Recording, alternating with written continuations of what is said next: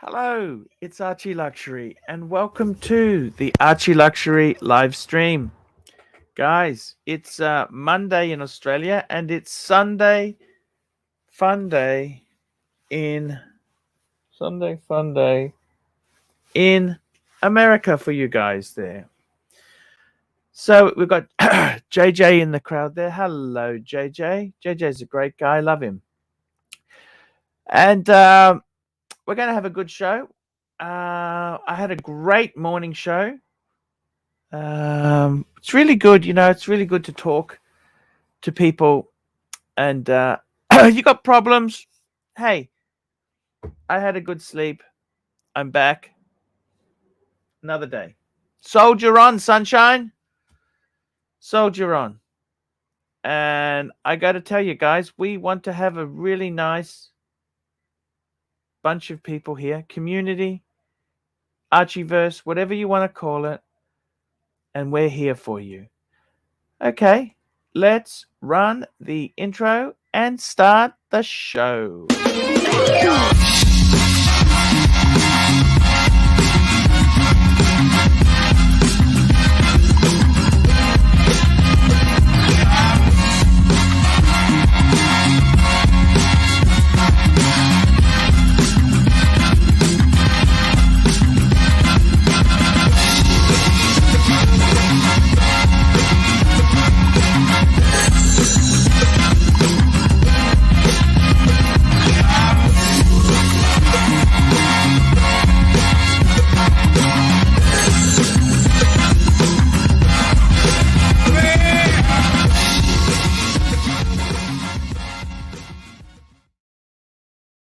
Good morning and welcome to the Archie Luxury live stream. How are you people going today?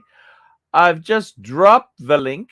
We dropped the link a couple times, and I want to invite anyone on who wants to jump on. Jump on and we can certainly chat. What do you think, guys? It's great day today. What's going on? So I've got someone who's just jumped on. JJ, how are you, Mr. JJ? Hello, Arch. What's the story? Ah, man, it's great to see you. Is your private jet landing there? Oh, it's noisy? Alright, hold on one second. Give me a second.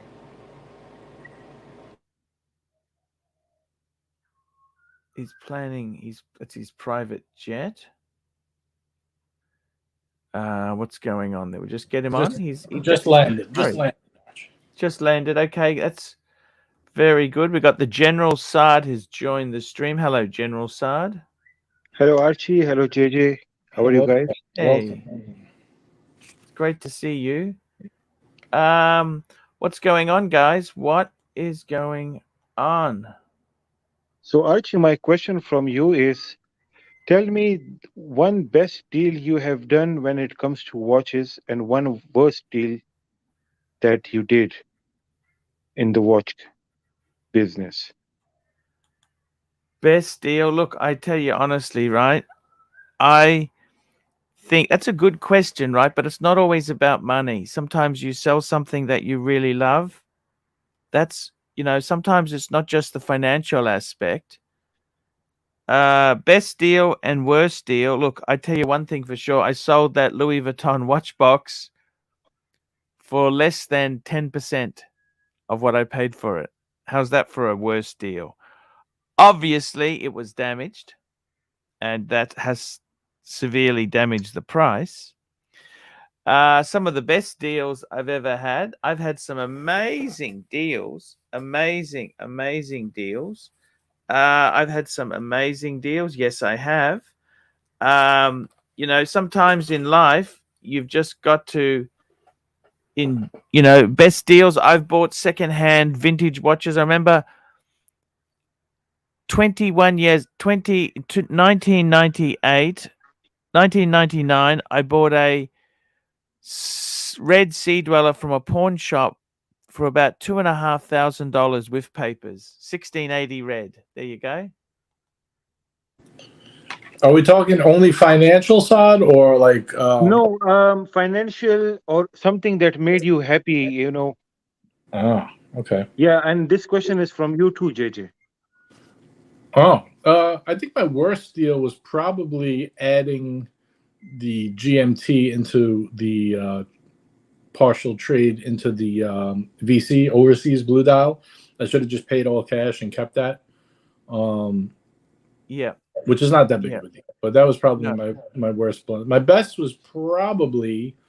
Before we continue, I just want to give a hello to our friend Showcase Watches, who's joining us today. Showcase Watches. He's got some great renovations happening in his new studio. He's going to become a regular on the ArchieLuxury channel. We've just signed him. Nice, New nice. talent. Glad to hear. My best deal, obviously, is getting the Loon, the FP Joan at retail. I mean, I think that's by far. That's an incredible deal. I think the thing is, right? It's interesting you say this, Saad. When you talk about best deal, worst deal, what is it in life? Are we here to be tight asses? Okay, for starters, I wouldn't be buying a Mercedes. They are a complete money waster. BMW, Mercedes, Audi, Hey, Archie. But they're fun. You understand what I'm saying? Yes. This is what I'm saying also. Yeah. It's not they are. Yeah. What is? I mean, in life, is it? Do we have to buy the cheapest? Do we have to buy the most frugal, or can we have a little bit of fun? And I know with fun, otherwise you'd have a 25-year roof and a Jap Eco. What's the line? Shitbox. Yeah. Jap Eco shitbox. Yeah. I mean, you got to live a little too, right? Archie, do you agree with me that the CLS is one of the most beautiful cars in the world? It is the most beautiful four-door. I think it's up there with the Maserati Quattroporte. Yes, I definitely agree. It is so beautiful. It's a coupe. It's like a coupe. It's a sedan. It's an amazing concept. I remember when that car came out, I loved them. Oh, did you ever watch the TV show Ray Donovan? Or Saad, do you ever see Ray Donovan? No.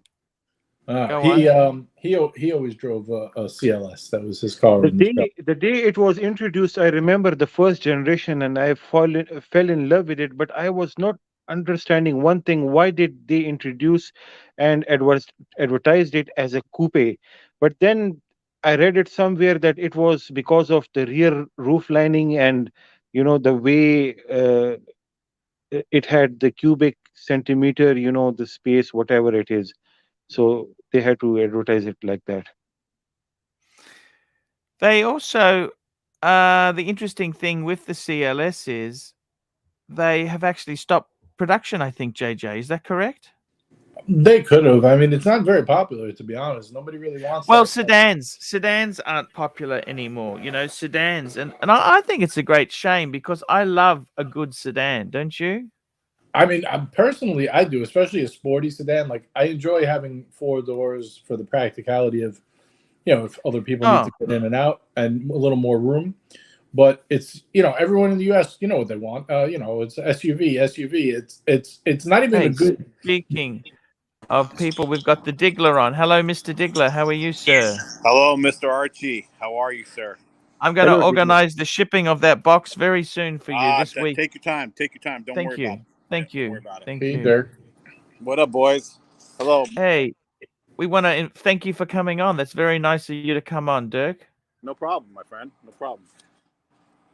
And you're very much welcome to the Archiverse. We really do. I always liked you, Dirk, and I say that honestly. I hope you can see we're not just about gimmicks and. What, Arch? The first time I ever talked to you privately, and like I said, yeah, I never forgot this. Like when it was all shut down, it was just you and me, and you're pretty cool in there, man. You had a real heart-to-heart with me. So we just talked about life. I mean, it was only for 5-10 minutes, but it was really cool. Yeah. Please tell us the steaks, the chops that you ate with that Dirk. Yes, that was the smoked ribs. Dirk brought his Dirk's ribs, and everybody loved them. And I never forget that time we went out on the boat. That was an amazing time. That was a really good time. That was probably one of the experiences that I thought was not going to be good. Turned out to be a Fantastic. That was a cool picture too that you guys took on the boat. Yeah, it was cool. It was fun times. Everybody there was really super nice. Herman was really down to earth. Everybody's cool. Arch, do you ever talk to that guy? You remember that guy that was on the boat? I don't know who he was, but he was really high strung. Do you ever talk to that guy? Yeah, he's okay. He's okay. Okay. I don't know who he is, so. Kneel before rancher. Kneel before rancher. Kneel Hello, before Mr. rancher. Rancher. How are you? Great. Wait, was that Herman? Was that the guy on the boat? Yeah, we had a few guys. We had Herman. We had Dirk. We had some wonderful people. Nice. What's the worst and best purchase you've made, Rancher? Tell us that. Share with us. Lyrique. Oh, golly.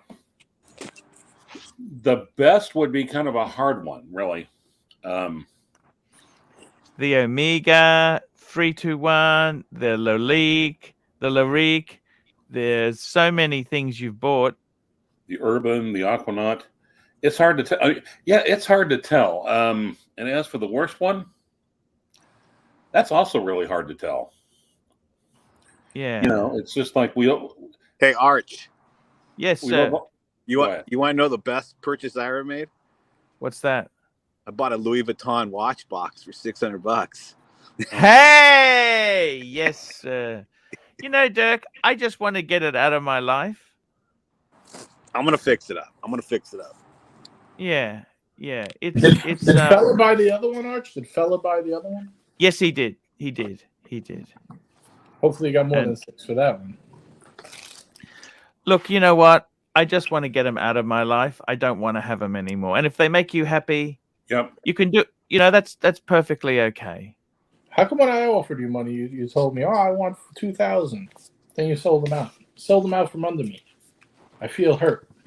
But at least they're going to good homes, you know. Well, I've only been paid for one. The other one hasn't come through yet. I can check if he's still serious. Fella? Yeah. Yeah, if he's out, I'll in. Let me know. Okay.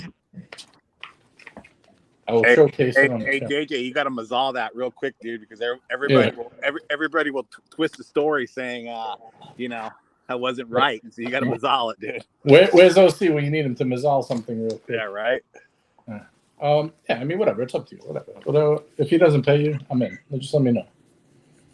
Dirk, what have you kept inside that box, by the way? What's that? What have you kept inside that box? He hasn't got it yet, Sard. No, I'm going to send it to him. Yeah, I'm going to send him the watch box. He's going to restore it. He's going to do something with it. Take your time. Take your time, March. It's no big deal. I'm not going to restore it. I'm going to put my G-Shocks in it and leave it as is. I think it'll be funny. Yeah. Archie's crazy. Nah, dude, I'm gonna try restoring. I'm gonna actually try restoring it because I just don't want to have that image. Because if I look at that watch box, I'll think of a robbery, and I don't want. You know what? You could always take the top panel out and put a clear acrylic in. You know, the panel that's damaged, the top panel. Yeah. Take that out. You know, I'm actually gonna. If I do buy it from you, I think I'm actually going to message Aaron Bespoke and see if he can make me pillows for it. And maybe acrylic is a good idea. I could do that myself. I think the pillows you could possibly get the pillows from LV pretty cheap. No, you can't. I tried. They won't sell them. How much are the pillows from LV? They won't sell them because they discontinued the box. I tried already.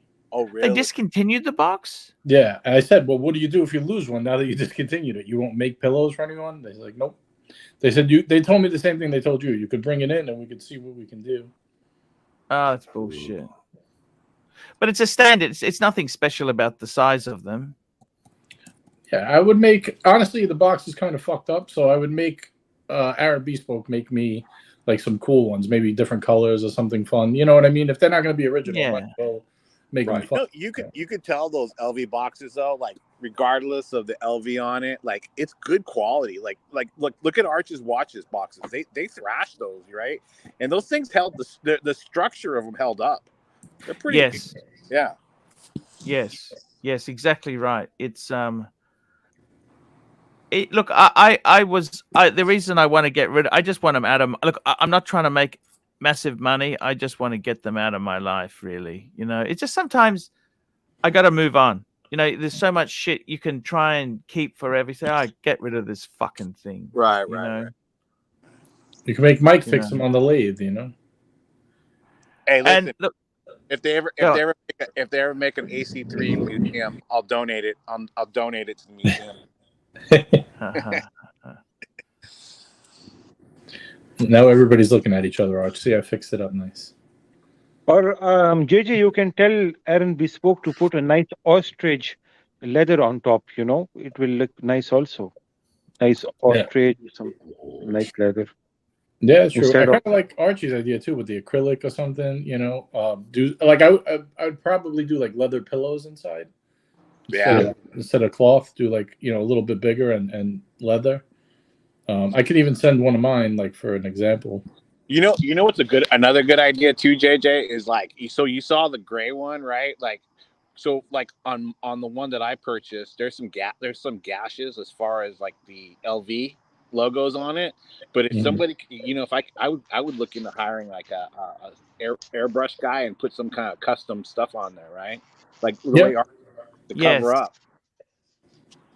You know what I mean? Yeah. Yeah, you could even do like, you know how Louis Vuitton, Arch, you ever see when they do the artwork where you could pick out like the little flower that they have and like the hotels?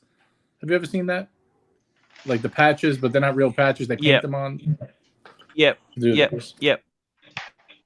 don't want to give Archie too many ideas. I might keep the box. No, I went out of it. I just Well, you just let me know. I'll be available if you decide. You could send it out with Dirks. No, that's fine. Does it depress you, Archie, when you look at them? I see Archie's finally arrived at the age where he's thinking about getting out of a box rather than getting into one. I see. Mm-hmm. So what's the story, Arch? Let's talk watches, man. We got Saad, the day-date expert. We got Doc, the Daytona expert. We got the rancher, who's an expert on other stuff. And then, that's exactly. And then you got me and Dirk doing nothing. Did anyone watch the Brett Pierce video from earlier talking about 7 Rolexes that are going down, that are either selling below or about to sell below? Interesting comments. I think there is definitely some slowdown, but I don't think. We got Hoff on Smash first super chat for tonight. Here we go. Hoff on Smash, $10, firing up the old super chat machine. We need Bear Clooney to crank it. Hoff on Smash. What do you think there? I think there is some JJ, do you think there's some slowdown? There has to be with the economic situation, but it's not over. There's a lot of the market's not. Can I tell you what I've been thinking? Sure. Like something in my gut feeling is like, sell all your watches now, buy them back next year for half the price.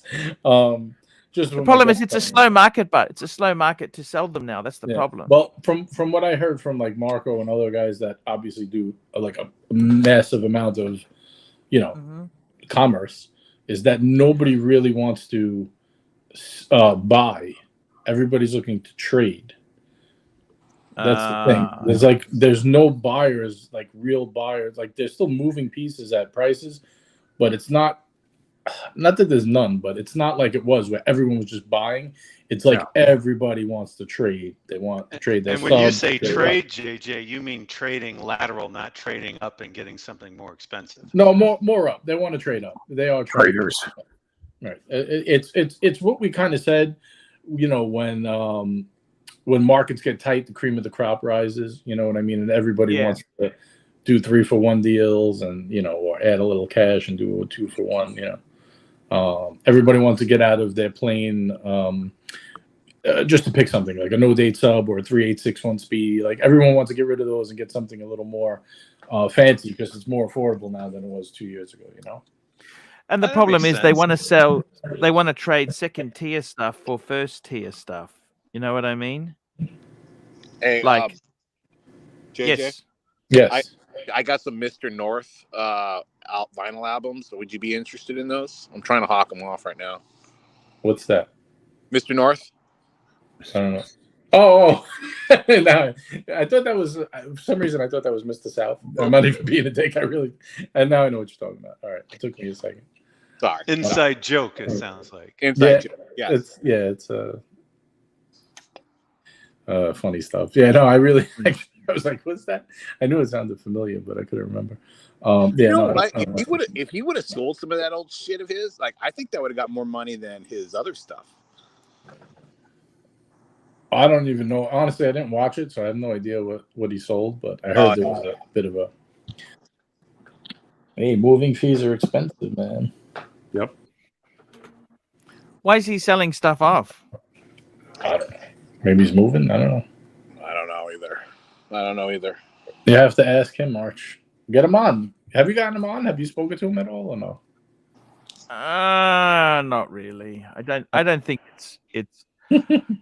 I don't like how. Look. I don't think the doxing was very fair. Okay. I mean, you can accidentally dox. That's one thing, but I don't think deliberate doxing is really fair. Look, in my opinion, it was really below the belt. If you're going to be a YouTube guy, and if you can't take criticism and trolling from a woman, you have no business being in this, right? Especially if you're going to resort to that level. Okay, well, who's the woman trolling? Who do you think? No idea. Who's I honestly have no idea.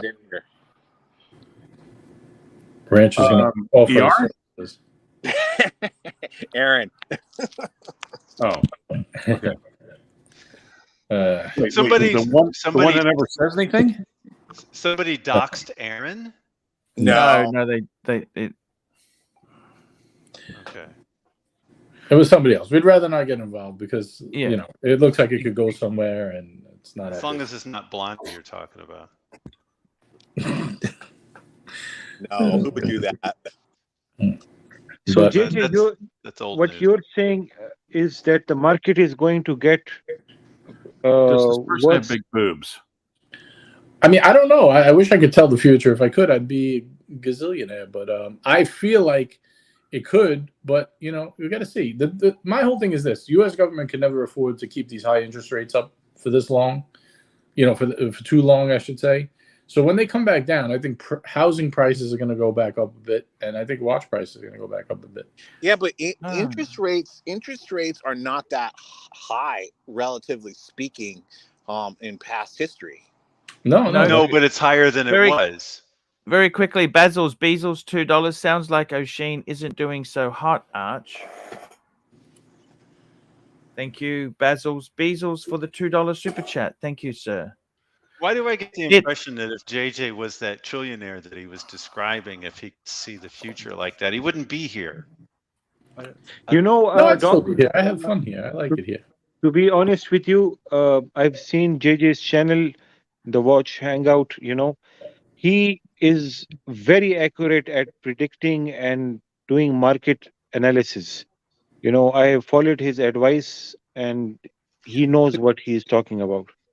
I love when and the other thing is too, JJ. The thing that's happened is interest rates, right? They may not be as they're not as high as they have in the past. But right, in the 80s they were 12%. Remember? Well, we had 20%, 16% in Australia. But the thing is, that cost of the houses, instead of being 100,000, it's 6 or 7, 800,000. You know what? The houses have exploded, so you owe a lot more. Mm-hmm. And that's the big problem, is that just like a double whammy, bang, like the houses. That's what people say. Oh, the house pricing, right? The housing prices. Well, at least in the U.S., I can only go by super chat. Here we go. We got a super chat from MX5NC, $2. Archie, opinion on the Nomos Ahoy Atlantic 557. We already know his opinion on Nomos, but let's go along with it. Let's play along.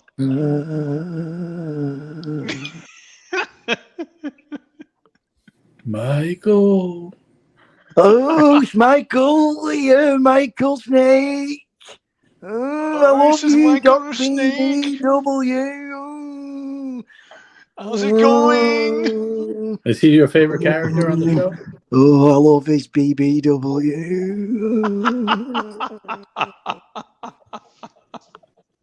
Hey, man, knock that shit off, all right? You know, I let Oh. it roll off my back like water off a duck's back. Arch. Did I tell you I have a Pantera?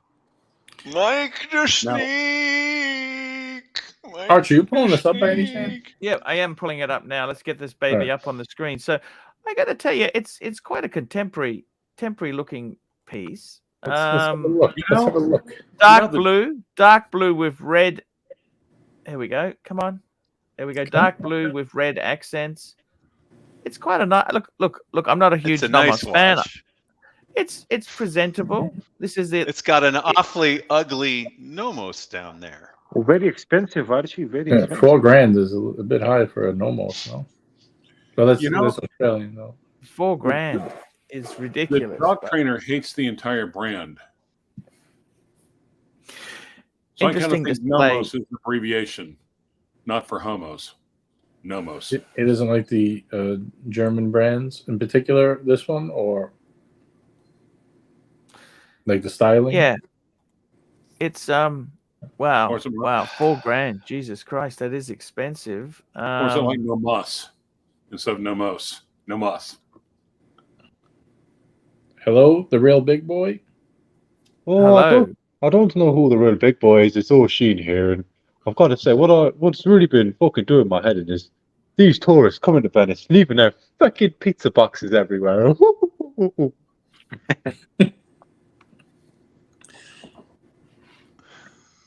So, Arch, what's your final opinion on him? He wants an opinion on this. It's a gun. Avoid at all costs. Not worth $4,000. $4,000 is a lot of money. It's a lot of money. Why would they call it an Ahoy? Yeah, I don't know. I don't like the. Why would they do that? Name. I don't really like this watch at $4,000. I think the price is crazy. I'm not even sure I like it. $1,500 to $2,000. It's probably a much better. Yeah, I don't think I like it at $2,000. Maybe $1,500. I like it 1,200 tops. I would say. Yeah. I like the blue. I do like the blue with the red. But if you gave me a penny less, I wouldn't accept it.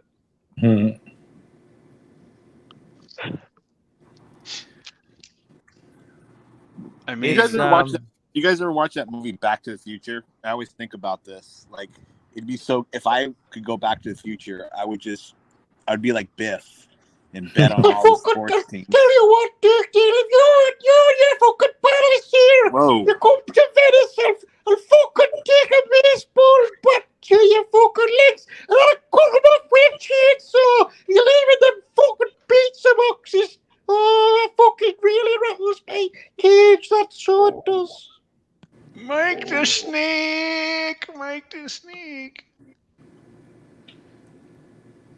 Arch, what do you think is best value right now? Watch. Obviously, it's not this. So, like, if you were in the market for a watch, what would you be looking at right now? Pre-owned or new? Either or. If you, not you particularly, but let's say like Oyster Perpetual 41er. Yeah, look, but the Rolexes you can't get. Let's face it. There, I really like I would be looking at some of the contemporary Omegas, Seamaster. On the secondary market, right? Yeah, of course. You don't want to buy that on the new market. Shit, that's crazy. Right. But if you were someone getting into the hobby and you wanted them to have something that's nice, it doesn't have to be high. Tudor. Tuna is actually very, very good buying. AD Never Calling isn't here, so we can talk about Breitling, right? Yeah, but are they good on the secondary? I don't know. Them and Panerai seem to still stay high on the secondary. I don't know why. But which one's in Panerai? Omega seems to sink like a stone. I don't know why. Yeah, Omega's got so much stuff, but I think that's the reason. Hey, Arch.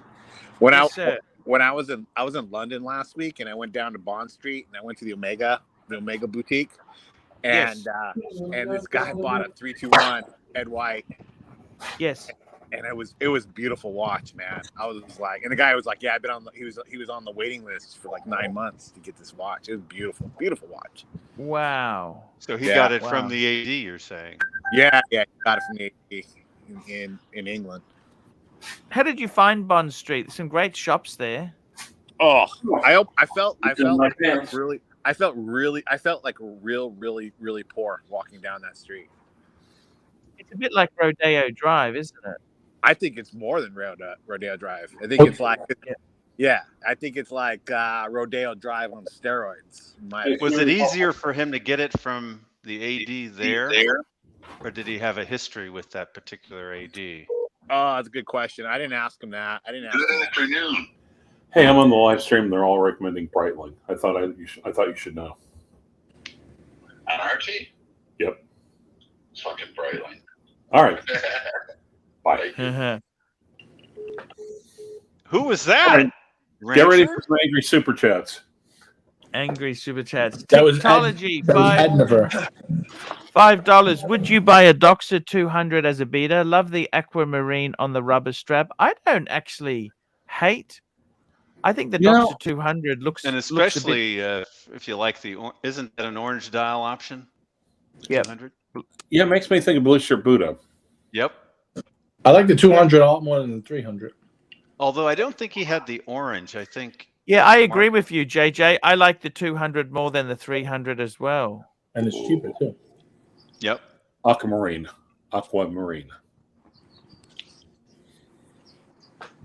But definitely, they kind of put the orange on the map, the Doxa folks.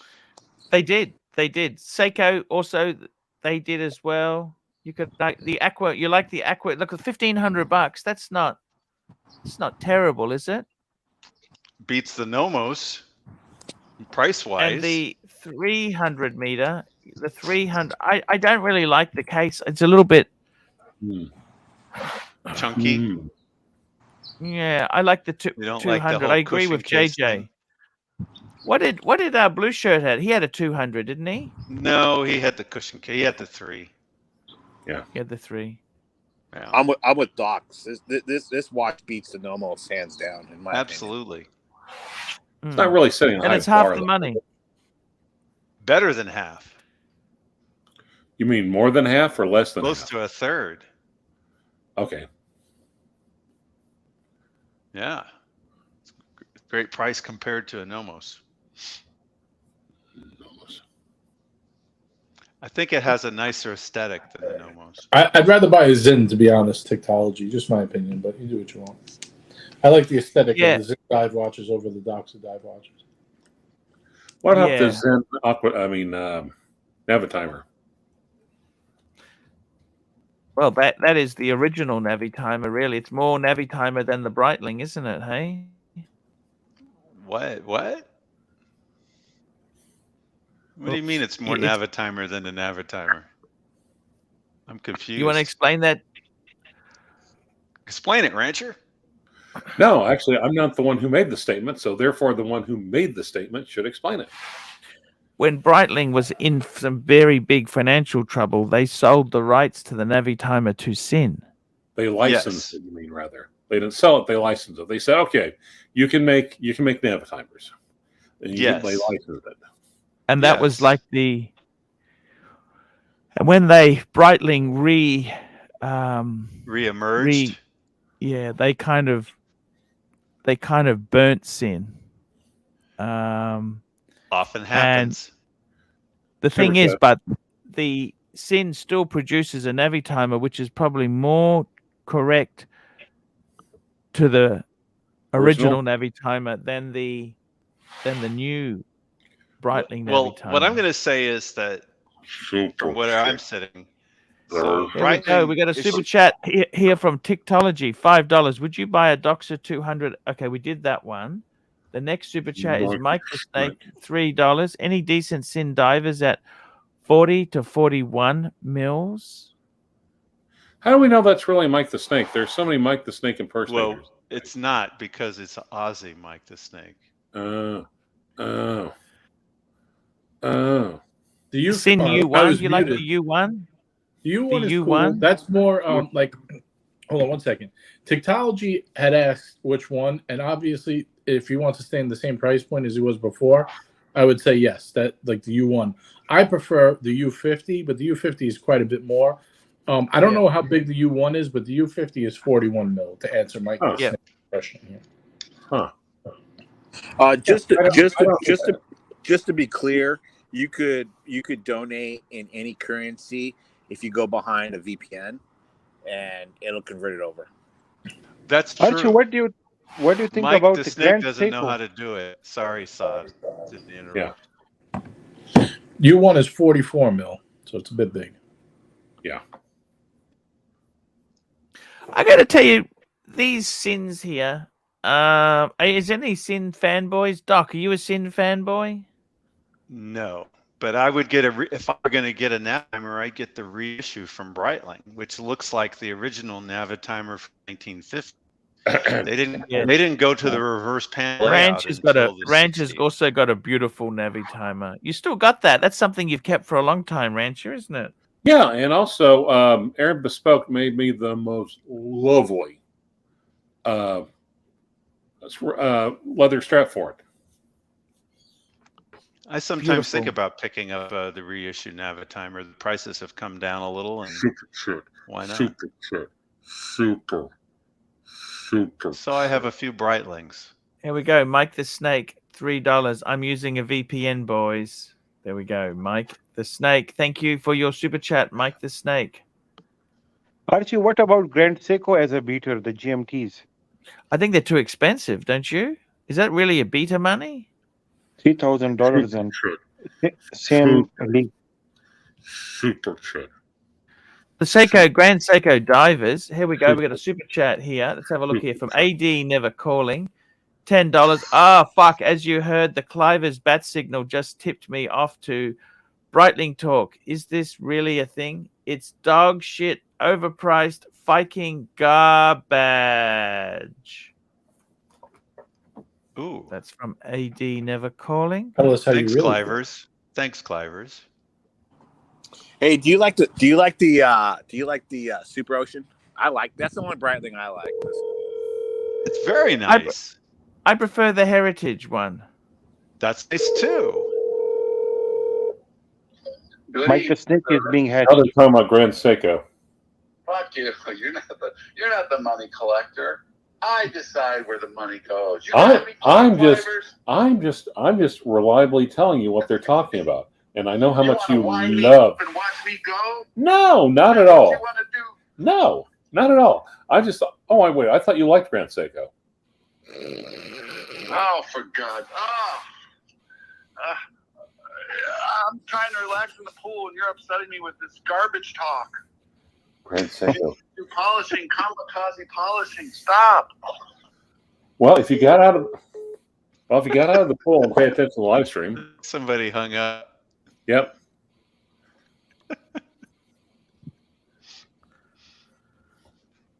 I got to tell you, this Grand Seiko, I think these are actually the problem is they're not cheap. $6,000 or $7,000 US. What do you think, guys? Is that the only Grand Seiko sport watch that I like, and I'd like it a hell of a lot more if it was more conventional. I wish it was less like a regular Seiko. I mean, if the crown was at 3 and the date was at 3 instead of 4, I'd like it a hell of a lot better. Archie, the SBGJ237. SBG J237. Ooh, beautiful. Look at that. That is fucking gorgeous. I like. Well, that okay. Again, I don't mind that one as much. You mean you like it? I mean, I don't hate it. I would never buy a Grand Seiko. If you're gonna buy a Seiko, just buy like an SPB 143, like shot in the dark. Don't you think Grand Seiko is like a Lexus? It's like it's. They should at least have adopted a different name. If Grand Seiko still says Seiko. It's like getting a Grand Volkswagen. Why would you pay like $4 or $5 grand for this when you could pay, if you want a high-end Seiko, watch, type in like SPB 143J1. For like $1,000. SPB 143. 143. JJ, have you ever held a Grand Seiko? I'm being serious. Yes, yeah, I've handled quite a few. Yes. Okay. I used to own one, and it's like owning a Grand Seiko is like taking home a crazy woman that you know is not marriage material. Can you expand on that? Oh, I could definitely expand on that. Or is it just a flashback? Yeah. This one I like. I would buy this before I bought. I actually like that too. It reminds me of the 62 Moss. Anything really close sharp. to 62 Moss is some cool stuff. You know what? Seiko has a number of watches. Just regular Seiko has a number of watches in the $500, $600, $700 range that are really awesome.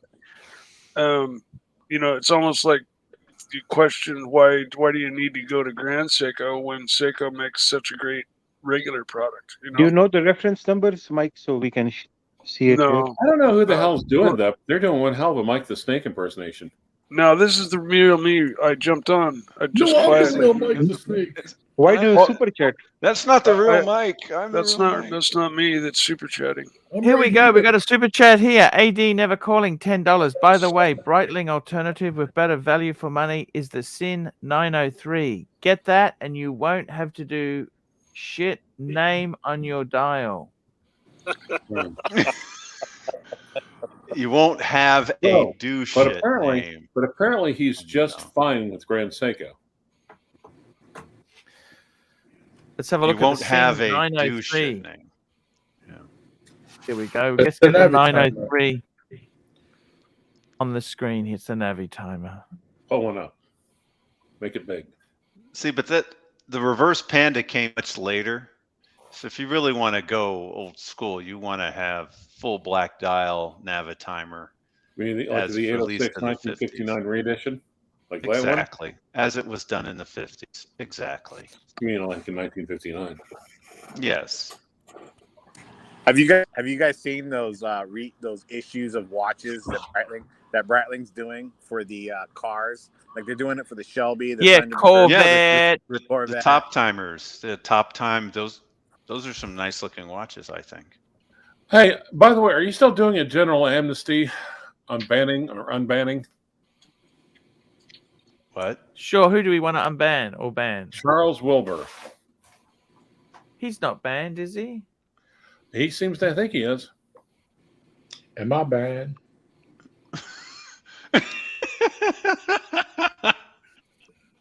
I'll double check. I don't think he's banned. I don't. Some people miss that, JJ, but of course, it's only for the ones who catch it. You know, that was hilarious for the ones who catch it.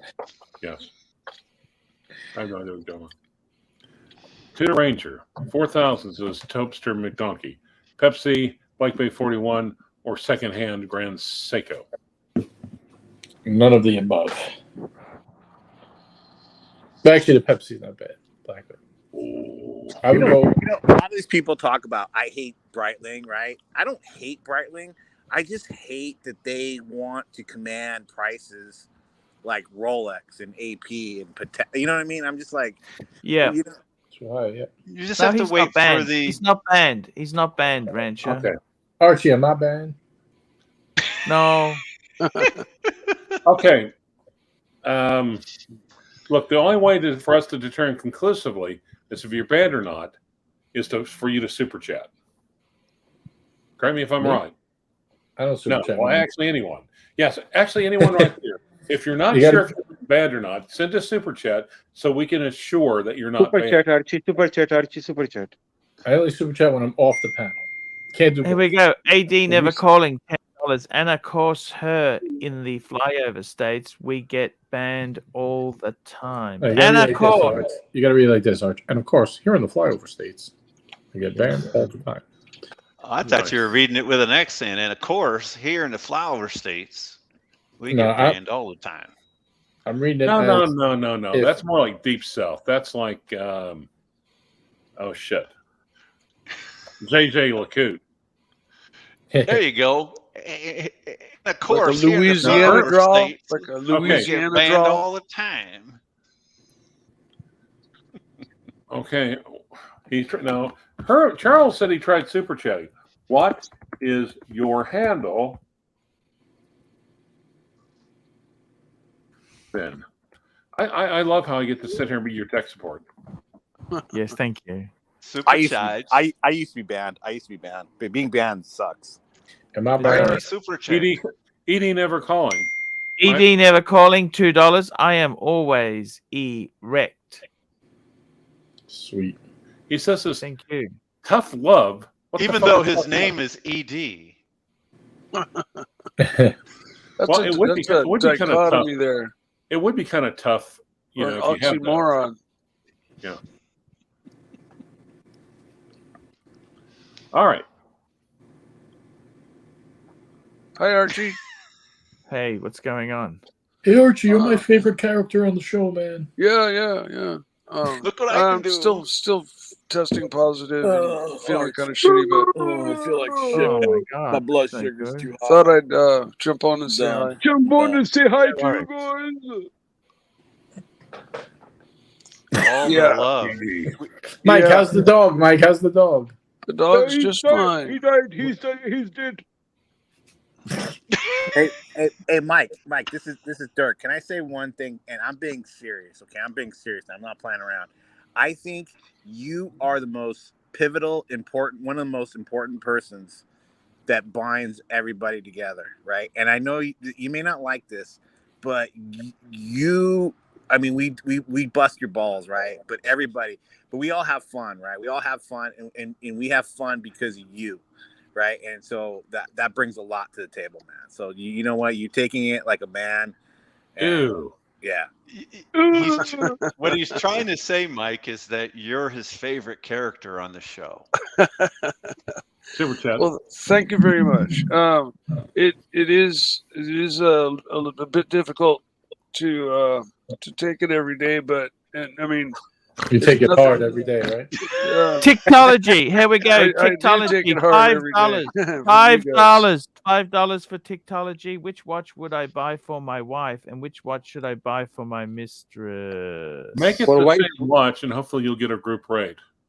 Yes. There You go. buy your wife a Rolex Datejust 34 mil, and you buy your mistress a Michelle watch. There you go. Super chat. Wait, I There want to we hear Mike go. complain some more about how he's sad to be on the show. Super. And we've got a super chat from AD Never Calling, $10. Hi, Mike.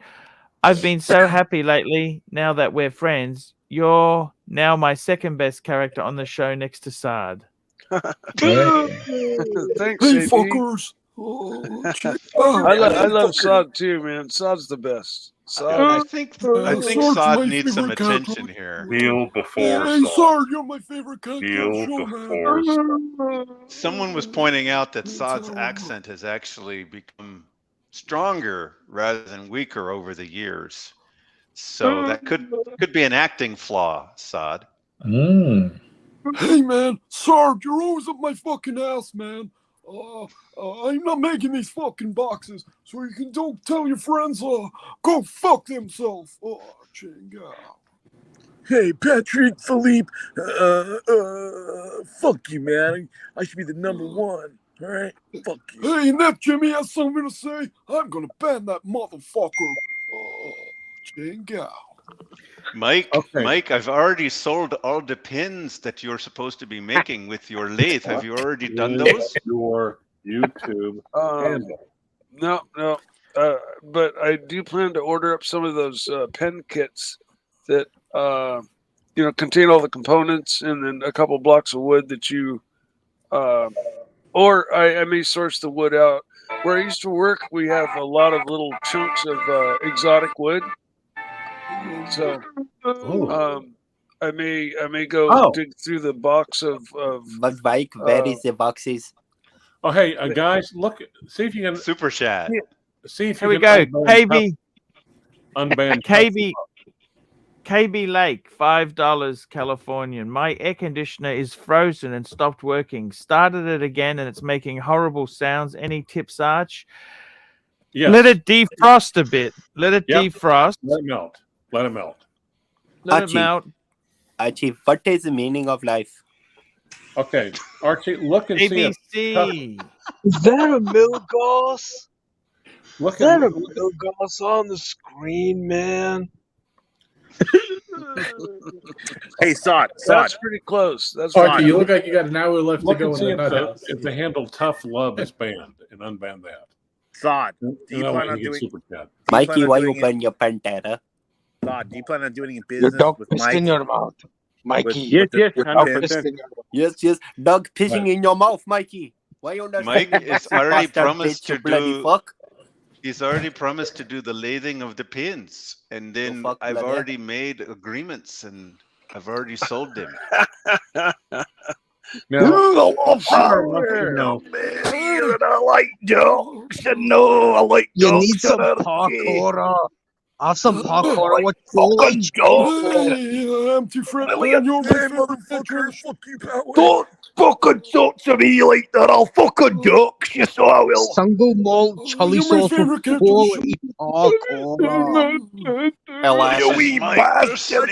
I got a fucking wee bottle of Jenga. Archie, see you, right? I'm gonna fucking dox you. I thought I fucking dox him first, I'm gonna laddie. I'll fucking dox get you. there first. See you, right? Eyes on me or eyes on you? No eyes on you, laddie.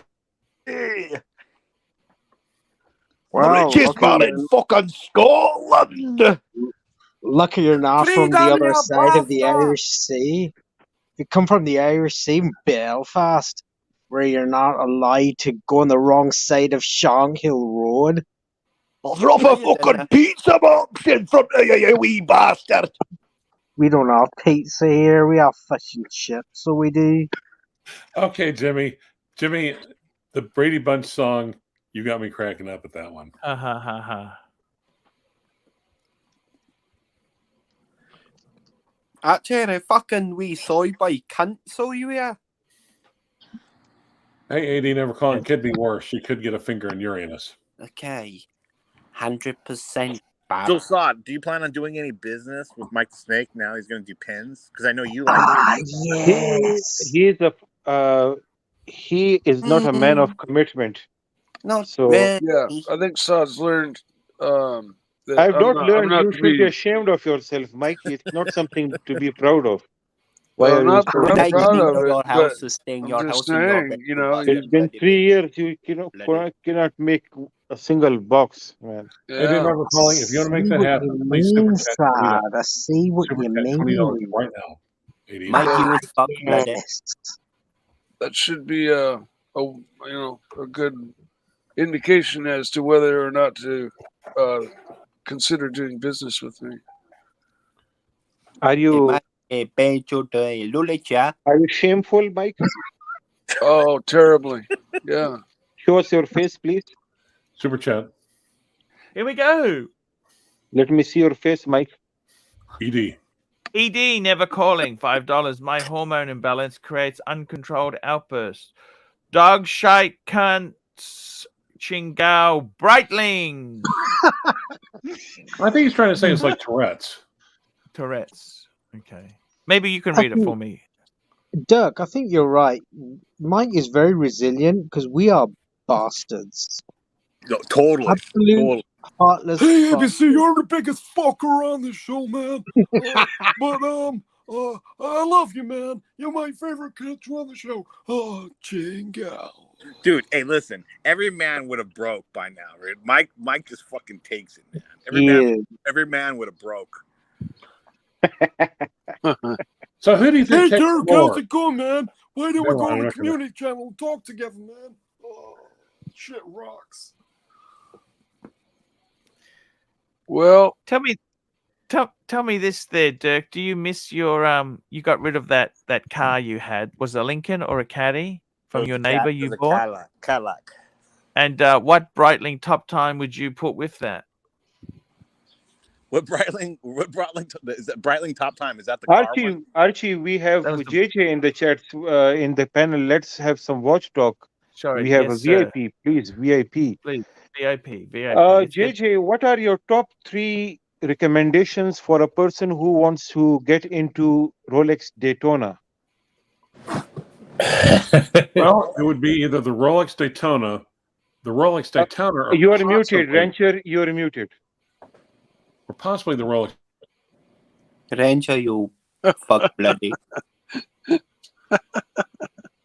Sod, what's the meaning of life?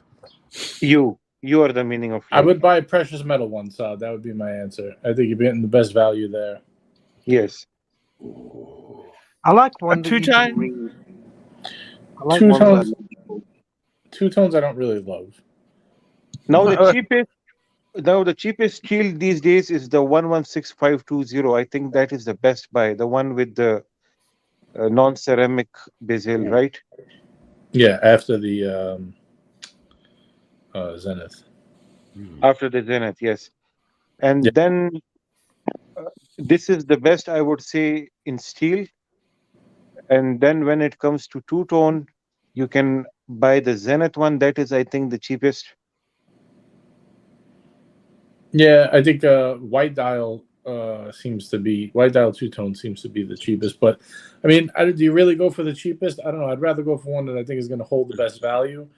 I think the ones the Daytonas that came out after the Zeniths are going to eventually, be the next ones that go up a good deal. Shouldn't you think it would be ED always calling? But I'll be right back. The Zenith movement did. Daytonas are not like considered extra special. It is extra special. They are. Yeah. Oh, okay. Yeah, I always thought so. I thought It was never special, but now it is special.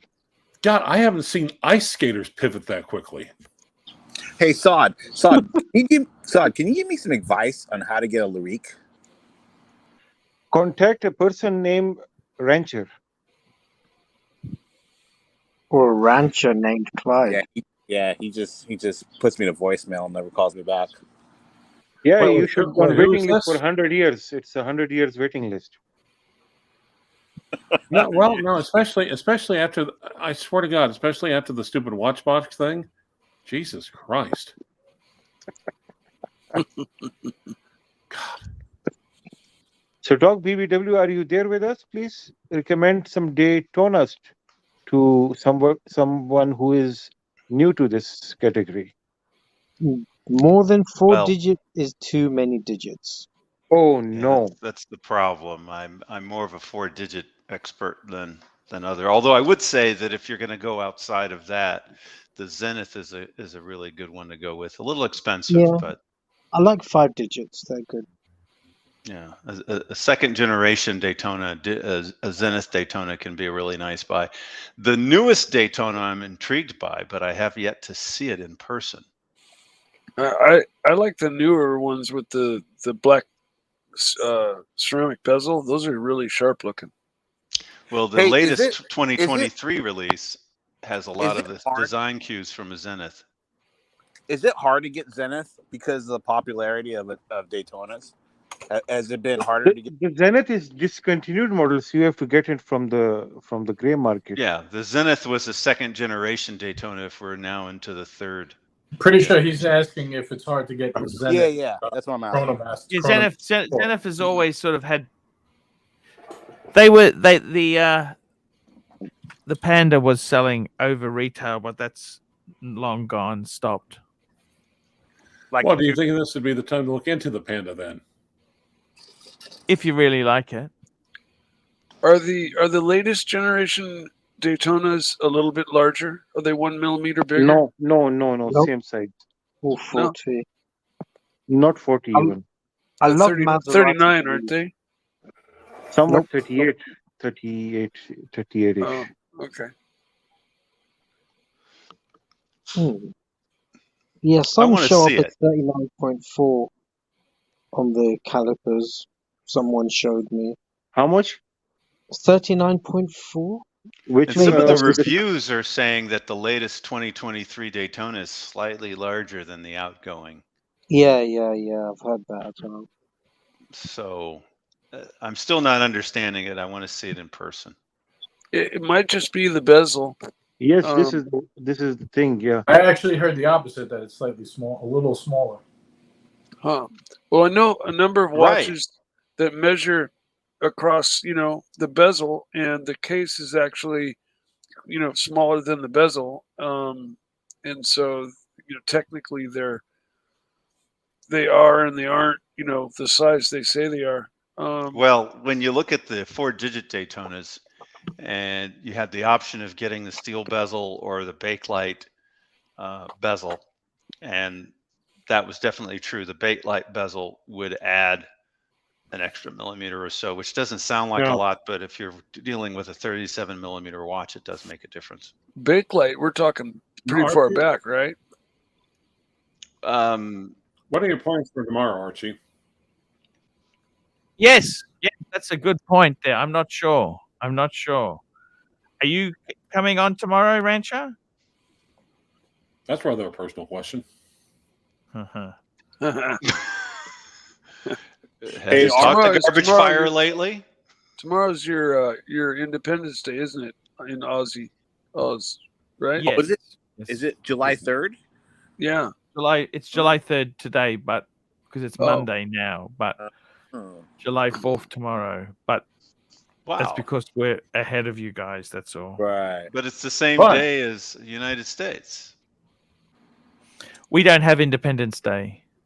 So we don't celebrate it. It's just a normal day for us. Do you have an equivalent? Do you have an equivalent holiday, like kind of yes, Archie's birthday. So yeah, there you go. Have you ever serviced your 4 digits by Rolex directly? Well, what I'm saying is that I think by far the U.S. is probably your largest market. Do you have any plans for an extended? Do you think I should do a longer show tomorrow? Well, it depends. Do you like money or not? Saad. Yes. Okay. Sorry? I said that is a good question, Saad. We actually 4th of July is not tomorrow, by the way. Pose that question to a large number of watchsmiths, including Alex. Because guys are going to be a little bit looser with their money because they're going to have a few cocktails in them. Yep, they're going to have the day off. It's going to be hot in the United States. So they'll be indoors at first because it'll be too damn hot to go outside unless they have pools. But you're giving them the wrong day. Today's the 2nd in the U.S. It's not till Tuesday here, so it'll be Archie's Wednesday. Yeah. Although some people are taking tomorrow off, but more people are getting the holiday. Oh, that's true. Yeah. But what I'm saying is, go ahead. AD never calling $10. Arch, I no longer have any Daytonas, nor do I have a yellow, gold, green dial GMT. Shit. He's not special. He sold it. Having us on AD, having us on, you're playing with us. Maybe he wanted to cash out. Maybe he wanted to just cash out for a bit. Yes. Maybe he wanted to get out while prices were high before they collapse. Not a bad idea. Not a bad idea. Not a bad idea at all. I don't blame you.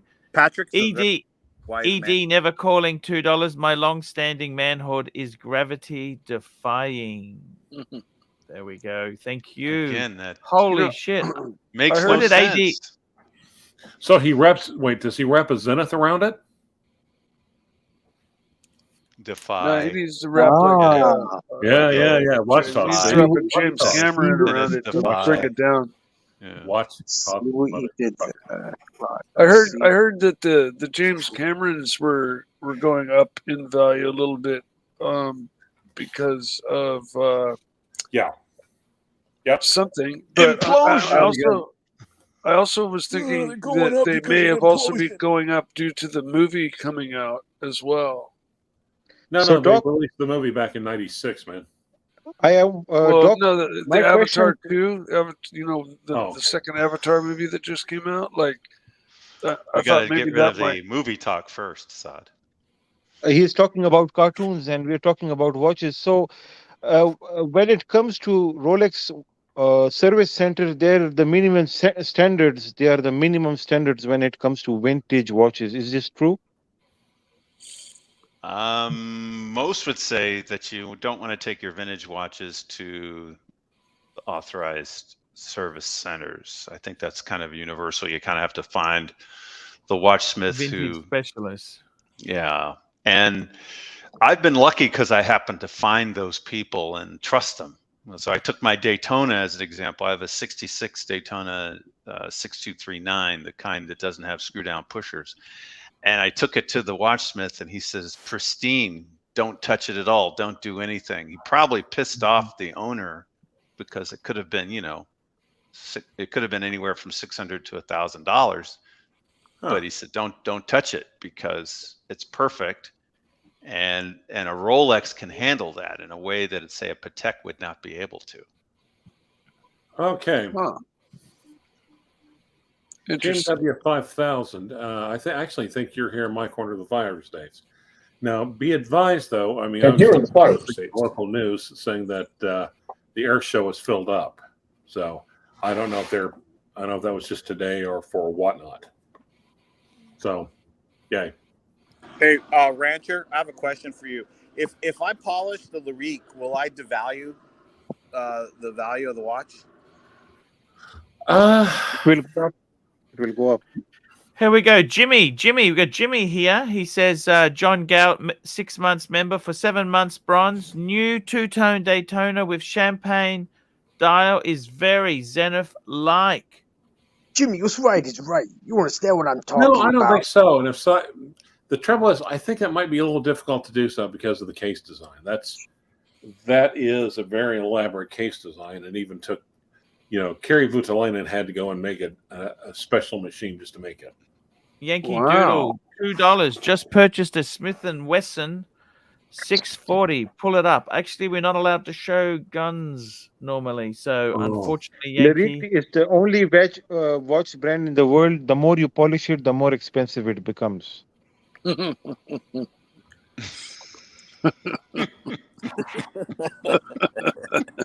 Hey, Arch, I gotta go, buddy. My phone's gonna die, man. Hey, Dirk, thank you so much for coming on, man. I'll get that out to you. Thank you so much for your support, and I hope you love it, man. Take your time. I'll try to jump on a little bit later. No worries, man. Thanks, brother. Bye, guys. Cheers. Take it easy. See ya. Actually, yeah, you could actually call. You could actually send an invitation out to everyone on the other channel to come over to you, and you could call it the altar call. Horological altar call. Come to ArchieLuxury. I got to say, best value Daytonas. I think the two-tones. We're talking about good value. I don't know why the two-tones don't. This, I agree with you. And I especially would say if you're after a semi-vintage, that Zenith two-tone, they've always held back a bit. The Zenith that two-tone, is true. There's not a lot they're of demand amazing. for that. Amazing bang per buck, really. The Zenith two-tone, I'd say, was a... Look, it depends if you want the older bracelet and shit like that, but I think they're a great watch. If you really want a watch with potential, that's a great way to go. The interesting thing is that the latest Daytona now has a lot of aesthetic cues from the Zenith model. So I don't know how that's going to impact the prices on the Zenith. If it does impact it, it may not. I don't think it'll hurt it at all. It's sort of it's not gonna affect it at all. I don't think. I think that it's a consequence of a lot of people's feeling that the Zenith aesthetic is superior to the outgoing model. Well, or people thinking that the 4-digit or the 5-digit is superior to the 6-digit. Is the Zenith larger than the Daytona? No. We're talking a Zenith Daytona, not a Zenith. Yeah, there's a lot. No, not the Zenith. The Zenith movement Daytona. I'm just talking about the Zenith. Like, let's say the Zenith Panda, that's a Zenith itself, in and of itself. Is that watch larger than the Panda? There's so many variants. Some are 38 all the way up to 41, 42. The one that looks like the Panda the one that looks like the Panda is the Chronomaster Sport, and it's 42 mil. It's bigger. Okay. Okay. I'm Thank you. confused. Yeah, same with the open heart. Is he That was talking 42 about mil. Zenith or is he talking about Zenith Daytonas? No, I No, just Zenith tried El to clarify Primero. that. I was asking about the watch Ooh. Zenith, the brand El watch. Primero. Yeah, well, of course, El Primero. With movement. But there's so many variants. Like I said, some like Is this there? Okay. integrated bracelet, like octagonal, hexagonal. I can't remember what shape it is. That's 38 mil. So yeah, there's a lot of variation. Depends on which one you want. If you get the classic El Primero original, I think that one is 39. Or Okay. you could be like 80 and over calling and just get a Grand Seiko. Or Breitling. Or Breitling. Don't underestimate the jiu-jitsu polishing, guys. It's beautiful. Yeah. You The had finishing the problem with Zenith is they had some really ugly El Primeros. They've had some. I think that's You mean kind like of the been open heart? I like the open heart. There's my one that What do you call it? A also hillbilly had tourbillon. Clive named it the hillbilly tourbillon, didn't you, Clive? I don't remember, but it you're sounds not pretty saying good. it right. I'll take credit for it. That doesn't sound bad, actually. I don't recall it. It's I got to Just tell you, doesn't have the right Zenith. accent. The funny thing is, if you want to service a Zenith Rolex Daytona, they charge you more to service the Zenith version. Wow. It has more moving parts. Half on Smash, $2. Mike, I used to have a 27 Zenith. Highly recommends. 27. What's that? It's not inches. I think he's trying to say. I think he's talking about television. Caliber. Yeah, even Mike. Oh. Yeah, 27-inch diagonal Zenith. Oh, actually, some Zenith El Primeros had a TV kind of shape as well. Ah, yes. Yeah. Okay. I know. They had some really ugly solid gold ones too in the 90s. You remember those, ABC? 70s, I think. Oh, in the 90s. There's my one which you all took a shit on. Remember that? Yeah. You got out of that, didn't you? I did. Oh, and I got the Roadster. Actually, I got out of my El Primero. I had a Panerai with a El Primero movement in it. And Doc, you cannot stop the second hand on a Zenith Daytona, right? The second hand cannot be stopped. You mean it's not a hacking? No, it's not. Yeah, it's not a hacking. It's not a hacking.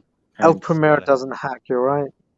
Yeah, it was the only And thing. for During that the matter, pandemic it was the only thing during the pandemic that wasn't hacking. The 4-digit Daytona also isn't hacking. You just run a perfectly good dad joke there. You don't get these jokes sometimes. They go over our head, Clive, like the flyover states, He's too advanced for us. Too He advanced. is. He's too intellectual. He's Clyde's GPA 4.0. It's 4.1. Barrister humor. I have so many zingers right over his head. I might be partially responsible for his hair loss. Thank you. I will. We'll take that. I got to tell you, I can't believe AD Never Calling got out of his Daytonas and he got out of his green solid gold GMT ceramic. Fuck. He sees the handwriting on the wall. Yes, or in this case, the horn writing on the wall. But I thought you don't get out of Rolex. You just hold on until they pick up again. Oh my God. He's going to get back into it when the prices collapse. They're not going to collapse, though, It's very risky. They already are starting to. They already are starting to. It's not like he's going to make a killing. He's just going to make 10 grand or so per watch. Yep. Clyde, are they starting to collapse or pick up? What were you referring to? I think they're starting to soften. Maybe not more so. Yeah. And I think in the words of our super chatter ED Never Calling, that means they're going down. Shit. Okay. Fair enough. But surely there'll be enough wealthy people to pick these up, so they don't really plummet down. They And don't. that will be that tank also be including completely. AD Never Calling because he'll hit. Oh wait, there's a super chat. They're just Here going we to snag go. them up when they've dropped in price. Super chat. Super chat. Tickology, $2. Thoughts on the Speedmaster Apollo 8 Dark Side of the Moon? I never really been a. Are you That's a a big ceramic one. That's man? that's a 44 mil watch, I think. It's a bit of a big mother. A big It is a mum. monster. I like the look of it. It's very. These are not cheap. Yes. Definitely not cheap. Nope. I've always been scared. I've told you this before. Hairline cracks in ceramic. Has anyone experienced that? Well, Hairline cracks? Well, Archie, we know you've been having a lot of hairline trauma recently, so. Yes, it's super chat. Yeah, a lot of jokes. A lot of jokes can stem from this one. Super chat. You like cracks? Toyota Mo, medium legend, super chat and upvote $5. Super chat and upvote the Alliance boys. Arch, I want to sell my Pelagos 39. Should I keep it for fight, or should I keep it or fike it off? Holy shit! Why do you want to sell it, Toyota? Why does Toyota Mo want to sell it? The original one's better. He's trying to time the volatile Pelagos market. Yeah, the original one's better, anyways. Yeah. Though I would love to see. I would really love to see the reedition. To me, it's the closest thing we're going to get to the Tudor Submariner. He has too many good watches, Arch. That's why he wants to get rid of it. The original was as closest thing to a Submariner as you can get. If you can get a fair price, piss it off. Piss it off. It's those damn snowflake hands. Yep. Yeah, they're an acquired. See, I wouldn't mind if snowflake hands is fine, but then have square indices. Don't have round indices in square hands. Yeah, it's kind of like trying to put something round through a square hole. Coders will understand it. It's called type mismatch. Yes. Yes. Yeah. And you know, and that is why you almost defeated Superman. That's probably way over my head. I was about to say ABC doesn't understand that. But that's okay. Yeah, I thought that was odd. like he ain't the only one. I'm just a pleb plastic mathematician engineer who's gone into IT. Used to teach for a bit, but at least I understood that part, though. That was a good analogy. Type mismatch. Yeah, I thought that was a good analogy. Oh yeah, you must have done some coding in your little bit of that. You Just did some code before the coding? chiropractor stuff. That's right. Not codeine. Now you do codeine. You went from codeine to codeine. Nothing wrong with a little lots of codeine. That's what I heard. Just kidding around. Oh, Mike, you mentioned was it warfarin or wafarin? What's that drug? Warfarin, yeah. Blood thinning. Apparently that is rat poison. Yes, it is rat poison. It is. I take rat poison every day.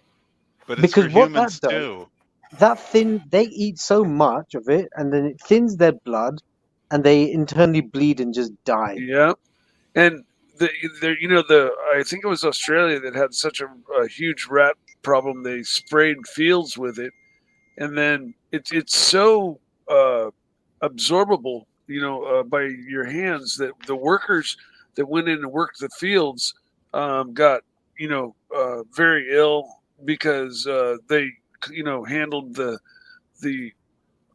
sprayed vegetables, and they got it in their systems, and their blood went really super thin. And, oh fuck! Then what happened? Well, then you get things like internal bleeding or brain hemorrhages or things like that. You need vitamin K, is that right? To counter Vitamin K naturally offsets it. Yeah. I've But saved what a number of birds that have hit like windshields or hit my glass sliding What? glass door, and they had like a big hematoma on their heads, and I these are like hawks, and I right? ran What's them. a hematoma? Sorry, are you It's talking like a to? I'll be big, back in 1 minute. it's a big Talking to an bump, you know, engineer here. filled with blood. And anyways, I Oh, ran them immediately to the bird rescue center, and the first thing they do is give them a big shot of vitamin K to thicken the blood up and stop the hemorrhaging. Yes. And yeah, and that's what I need to stay away from as far as my diet goes. So I'm not like restricted, No. but I'm supposed to be very aware of the leafy greens and vegetables high in vitamin K, like kale and chard and spinach and Brussels sprouts, and basically all my favorite vegetables. And I can have them, but it's like, don't go on a week-long spinach salad binge, or Well, that's too bad because spinach salad is awesome. I know, I love it, but Especially I can have one every once in a while. It's just what kind of dressing? Blue cheese dressing.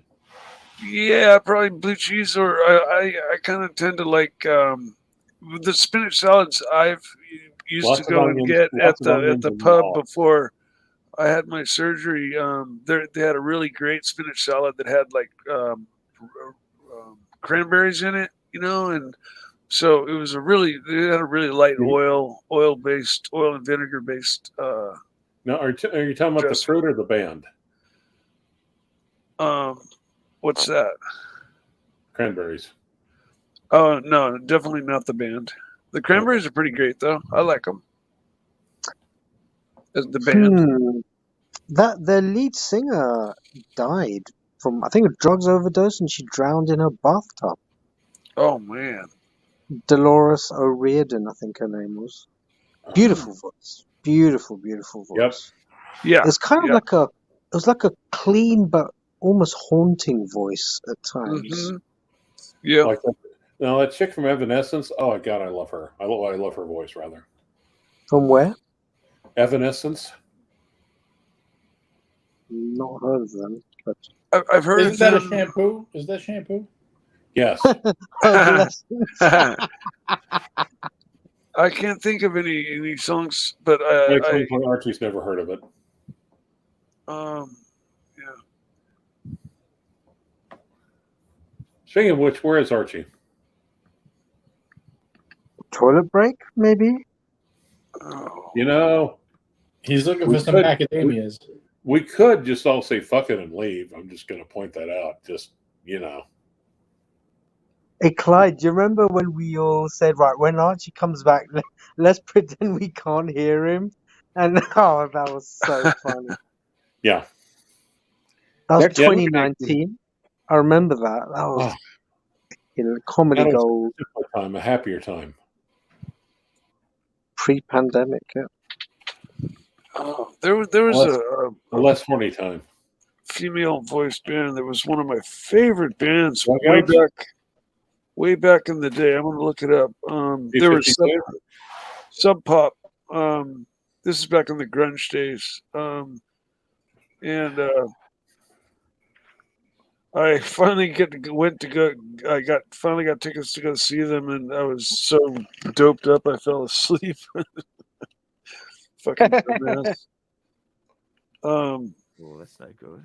I don't know what you're He's so talking sleepy about. he dropped his lit cigarette on the inside of the Pantera under the seat. What's that about? Nothing. Go ahead. Oh.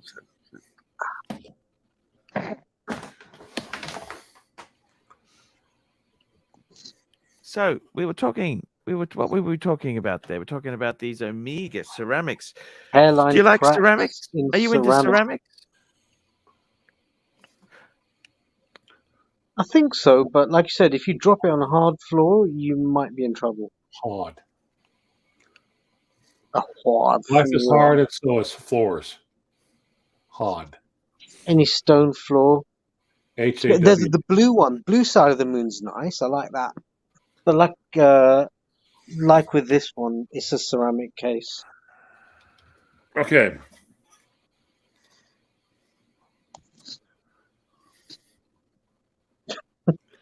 Hey, JJ, is it time for you to start your stream up yet?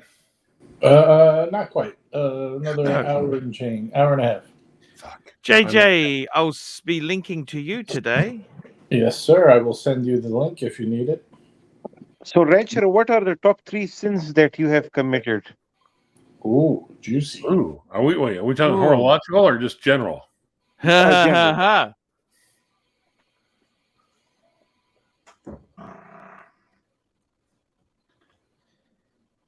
Highway's talking about a singer who fell in water and a ship's propeller chopped her head off. Natalie Wood? The propeller of a boat chopped her head off.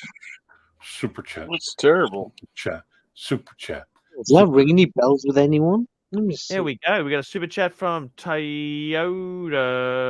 Actually, no, this is another one. Diamond. Malik Diamond. Hey, Great Malik. Show $10. Archie, thoughts on the 4900E blue dial on bracelet or even strap, or the 4000E? What's he talking about? He's talking about a VC. Is that a VC? What's he talking about? I think so. Yes. I got to be honest with you. I love Vacheron. Yep. But this is the 56. The 56. I think it's, look, they're not cheap. This is their entry level, the 56. Remember, they came out as kind of the Geneva. I don't know if they have the Geneva. Do they have the Geneva? No Geneva. The top ones do. No, but you know what? I think okay. Van Lux, that's Mama Cass from the Mamas and the Papas, and also that's an urban legend. She didn't choke on a ham sandwich and died. Oh. That's actually a big Kirsty McCall, who sang Fairy Tale of New York. You must have heard that song, guys. She's the one who had her head chopped off by a propeller. Damn. She fell in. I thought it was Manson, that Manson woman. I thought it was the Manson woman who had that problem. What? You mean Marilyn Manson? Yeah, Marilyn Manson. That's a dude. That's a guy. That's a lady. In the 50s, very busty. What was her name? Marilyn Monroe. No. Okay, I know who you're talking about. Talking about Marilyn Monroe, who fell off. No. He was with Sophia Loren. The picture of her is Sophia Loren. Have you ever seen that picture? Correct. Oh my God, I love that picture. Yes. Yes. And that's why they have the bars underneath trucks, so you can't go under a truck anymore. Correct. Jane Mansfield. Jane Mansfield, yes. Look at the picture of Jane Mansfield and Sophia Loren. You know what? Have you seen that one, Archie? Yes. Is that what Sophia Loren's giving her the dirty look? Oh yeah, get her some side eye.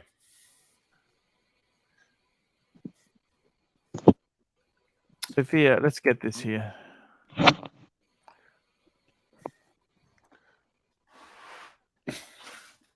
Oh, here we go. They were both beautiful women at the time, don't you think? Yes, they were both beautiful.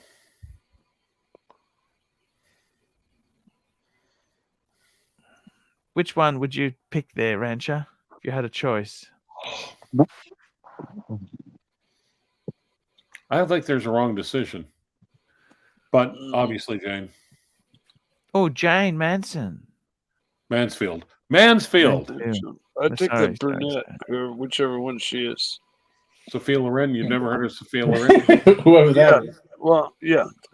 I'm standing pretty far away from my computer right now, so yeah, I think she's hotter looking.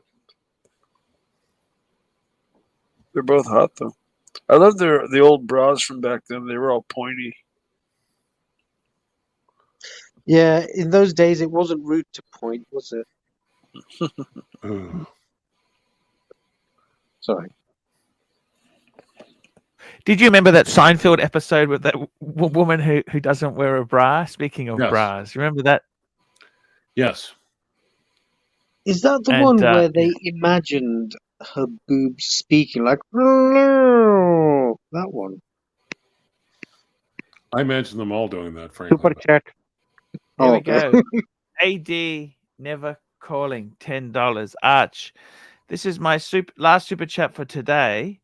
I hope you're okay with me giving some of your money to JJ. JJ, you know what? Or AD, you could send it to Archie and he'll just forward it to JJ for you. Save you some How trouble. could I be upset with JJ? JJ is a good mate of mine. I love him. He comes and helps me out. He does a lot more for me than I do for him. Let me say that. So he deserves anything he can get. Okay? I got Thanks, nothing. Arch. Appreciate it. I'll tell you honestly, JJ, I love you. You're a good man. So if You're he a gets good hurt, soul. you think he deserves it. I would never be upset of blessings that come your way. Good on you. That's all I can say, JJ. Thank you, sir. Thank you. Good on you. And yeah, I think Jane as well there. Fucking hell, she was beautiful, don't you think? I still go Sophia Loren over Jane Mansfield. Oh, what about Raquel Welch? Did you like Raquel Welch? Well, yeah. Of course. Actually, I'll bring it up to date for our ABC friend. How about Sam Fox? Remember Sam Fox? Oh, God. Samantha Fox? Oh, yes, I remember Samantha Fox. Samantha Fox. Yes, you remember that? Yeah, I do. How do I girls remember make love too? she Sorry? tried to release a song as well. So she Remember she was involved in that Australian guy, Peter Foster, con man, Australian con man. Was that her or was that Linda Lusardi? No, she was. Oh, look, she was so beautiful in the Look at that in the 80s. Samantha Fox. She had that famous poster. Do you remember the poster? I mean, I know everybody in like when I was a kid had that when they were young. Trying to remember which one it was. She aged well. This one here. Well, she's got to be like 60 now. Holy shit! I think she's wearing like a bow tie or something.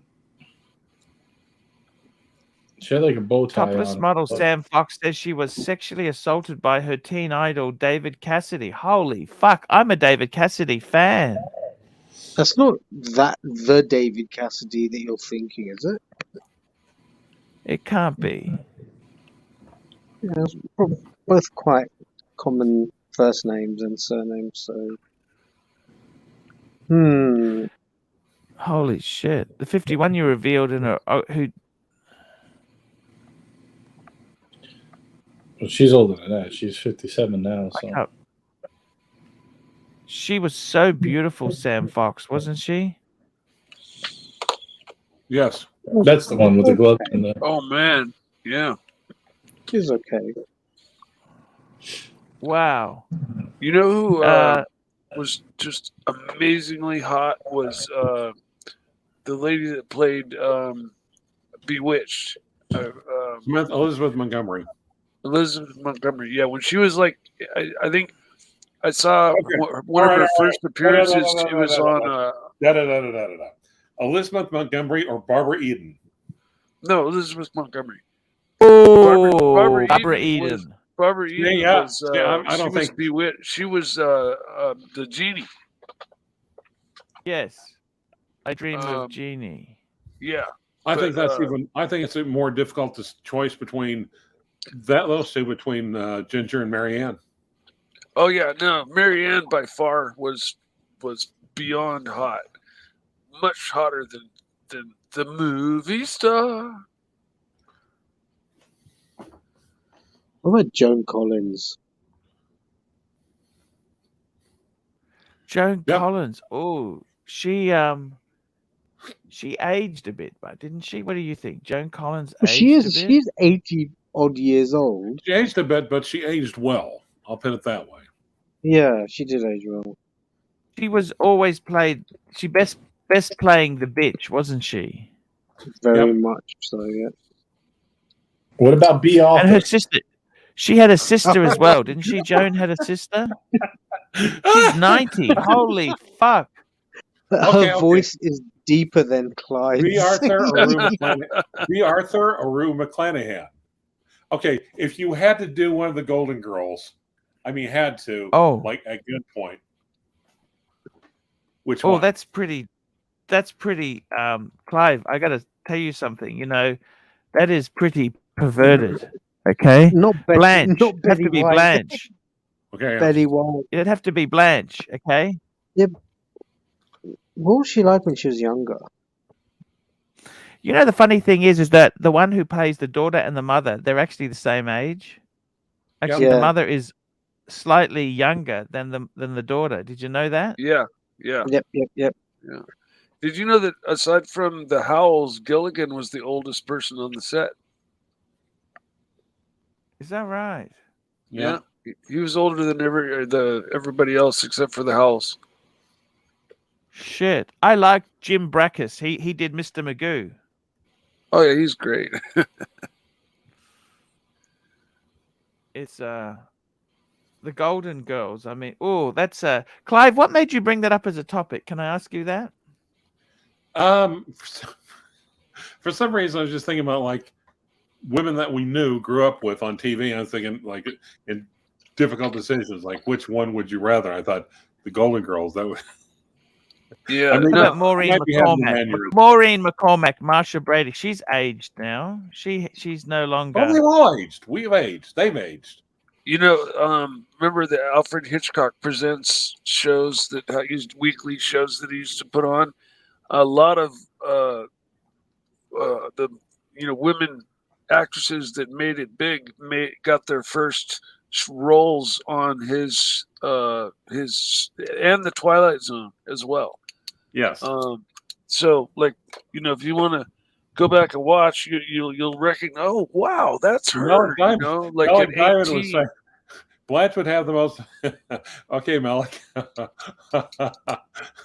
What's she saying? What's Malik saying? Blanche would have the most experience. She'd drain you. Maybe, yeah. Well, and I've actually watched a documentary that said that Rue McClanahan wasn't that terribly far removed from her character. Are you joking? No, she was. Yeah. She put it about a bit. What about Farrah Fawcett? She's quite good looking. She loved men. I'll bet that. Remember Farrah Fawcett? Oh yeah, Farrah Fawcett was gorgeous. I mean, she had the #1 poster in sold in the world for like 20 years. My brother-in-law, Farrah Fawcett or Goldie Hawn? No, Farrah Fawcett. Farrah Fawcett. No, I'm asking you which one. She was married to. She's married to the Bionic Man for a little while, but he turned out to be a wife beater. Majors. Yeah, Bionic Man. The $6 million man. You know the Bionic. They also call him. Yes. My man Dirk got the right one right there. Later in life, my brother-in-law ran into her in like a little regional airport where she almost had gone incognito. And he basically said, "Ma'am, I'm sorry. I don't want to interrupt. I don't want to disrupt your privacy or interrupt. But I just want to let you know how big of a massive fan I was of yours, and I had your poster inside my bedroom just growing up." I think every kid did. every boy did. Every male kid did. And then she lowered her sunglasses and said, I think it was something to the effect of, if it's the one where you can see my nipples, I think those are now worth $20,000. And then just put her and went back to her book with a smile. Nice. Yeah. And later on, they both died of cancer. Actually, the same type of cancer. Shit, I never thought about that. Damn. I'm not saying he got her cancer. I'm not saying he got cancer from her or anything, but. Natalie Portman is hot, yes. Not from the professional, but afterwards. Oh my God. Yeah. Yeah, I'm not saying anything. Yeah. You said enough last time. You know where she did the second live rap videos? That was memorable. I'll put it that way. I think I'm trying to find some celebrities and watches. We have what celebrities like the watches? Seinfeld was a huge watch man. Yeah. Kevin Hart is a huge watch collector. Mark, well, I almost said Goldberg. Wahlberg. He's a big watch. Yeah. I just got done watching the Born Identity, and he wears a tag hour link. No, it'd be funny if he wore Jordan, wouldn't it? What? It'd be funny if he wore Jordan, wouldn't it? Actually, Jay-Z, Brad was an ambassador for Tag Heuer, so is Charlize Theron. I need to check with Mark. He's going through some stuff right now. I'm sorry, what what? stuff's he going through? What? Well, his boyfriend was performing at a drag show, and of course, a lot of times she will do flips a lot of times in drag, and I think an accident of some sort occurred. So I'm just saying. Shit, when did this happen? Recently. Like, after he'd been on one of our shows, or what? Yeah. Is he okay? Or she? Well, no, she's not transvestite, so he's not transvestite. So yeah, he's. I don't know. I think they're waiting to see, but yeah, they had to go to the hospital, and they're waiting to see professionals. So something like that. I think there was a mishap. Yeah, and like doing like backflips and everything, gymnastics in like 6-inch high heels. I'm like, damn. When you think about it, you got to be in really good shape for that shit to happen. Shit. At least I would think. I've never tried to do backflips in heels, but I imagine it would be. I don't think it'd be easy.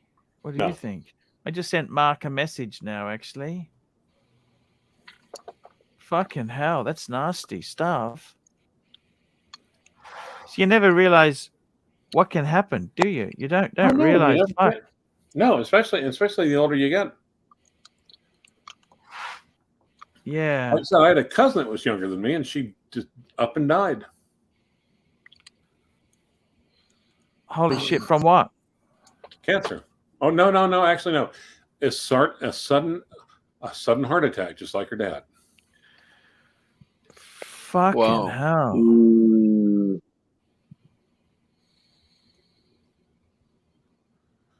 Yeah, it's terrible. Always, yeah.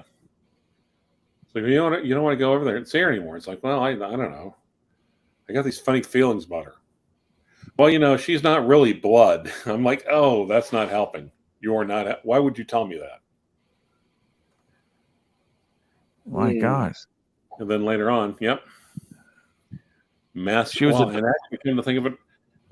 So, of course, her dad was adopted, but her dad and actually her granddad, massive heart attack. I see. Seems to run in the family. Well, Dad had a stroke, so he always had to be a little different. Wow, that's pretty damn. Yeah, it's kind of sad that. I don't know what to say. I've had a few friends who've had a few friends die on me. It's the sad thing is I had my resume. 2 of my 3 references have died. Well, that's great. It means someone can check on them. That's terrible. Yeah, these were, it's I was just bringing out my resume just in case. You think, oh shit, well, there are no guarantees after 40. Oh, that's so brutal how you say that, Clive. No, I just say it, but no, that's when all this stuff comes out. That's when people have all these little undiagnosed, unrelated, unknown health problems.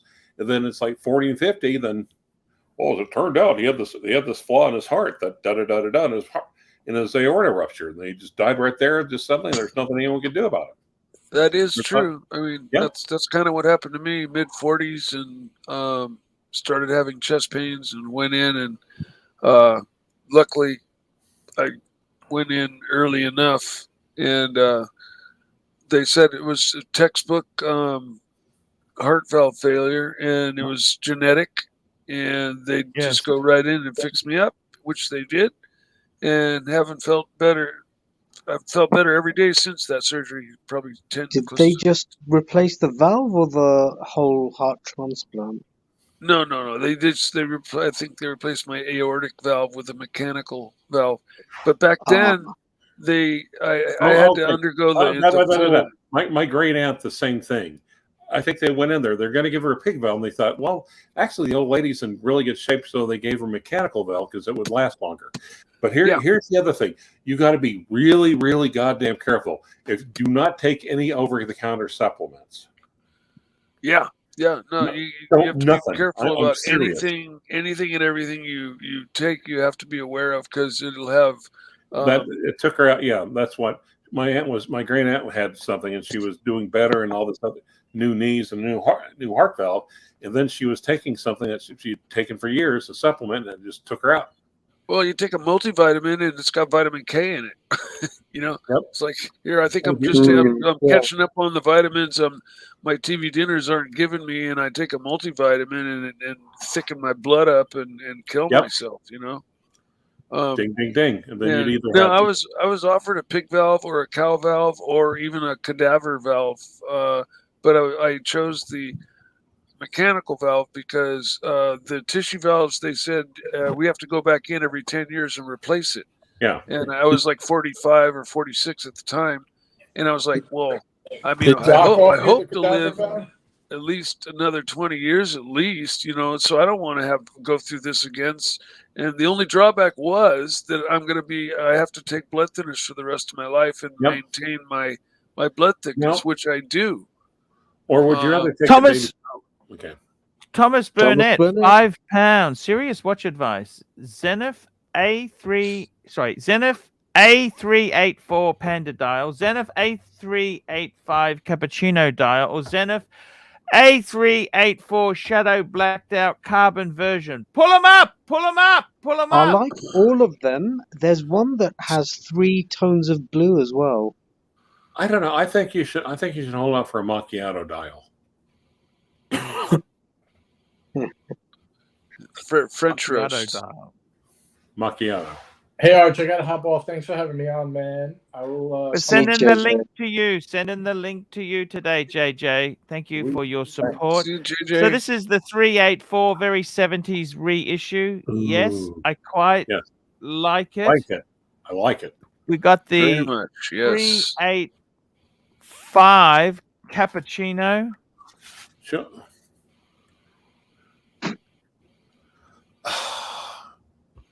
Are you going to show it to us? Bringing it up now. Oh, we go. Beautiful. I love the cappuccino. Yes, I do. That looks fucking gorgeous on a strap. Look at that strap. Yeah, but not, And finally, a 384 Shadow. Or maybe a latte. Shadow Revival. Okay. He said the Shadow is the carbon. I think that's that stealth one. Carbon. That's the stealth one that's fully blacked out. Yeah. Not a big fan of black watches. No, I'm not a big fan of that. I reckon black dials. I'd go cappuccino. I'd go cappuccino. I think I'd go cappuccino. Let's have a look around here. What would you guys go for? So I'm going cappuccino. Mike the Snake, what would you go for? 384 Panda. Okay, and Rancher? I'd go for the original.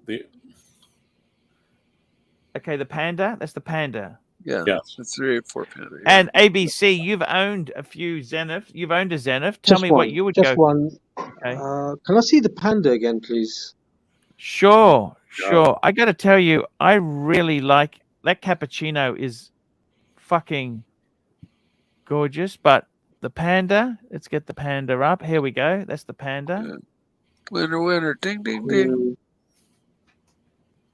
I'll probably go for the cappuccino because it's unique. It's rare, and I like brown colored straps as well, so you can mix and match quite creatively. Yeah, I think that's a nice watch. Beautiful watch. Yes. We got another super chat. Hoff on Smash, $2. Mike, how often do you have to wind your valve?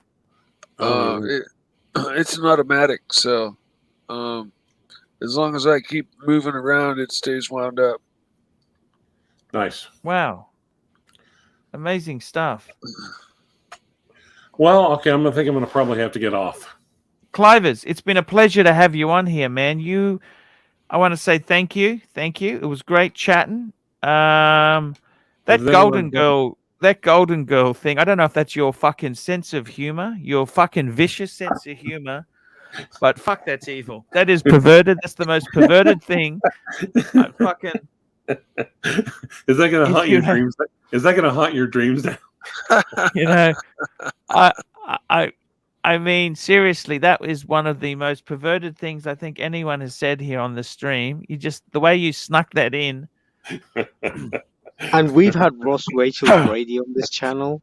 No, Ross, I think would have been all over that. I think he probably would have been. And I mean, I always actually, you must admit, Blanche. You'd have to go for Blanche. Blanche is actually from my state, believe it or not. Yes, Blanche was from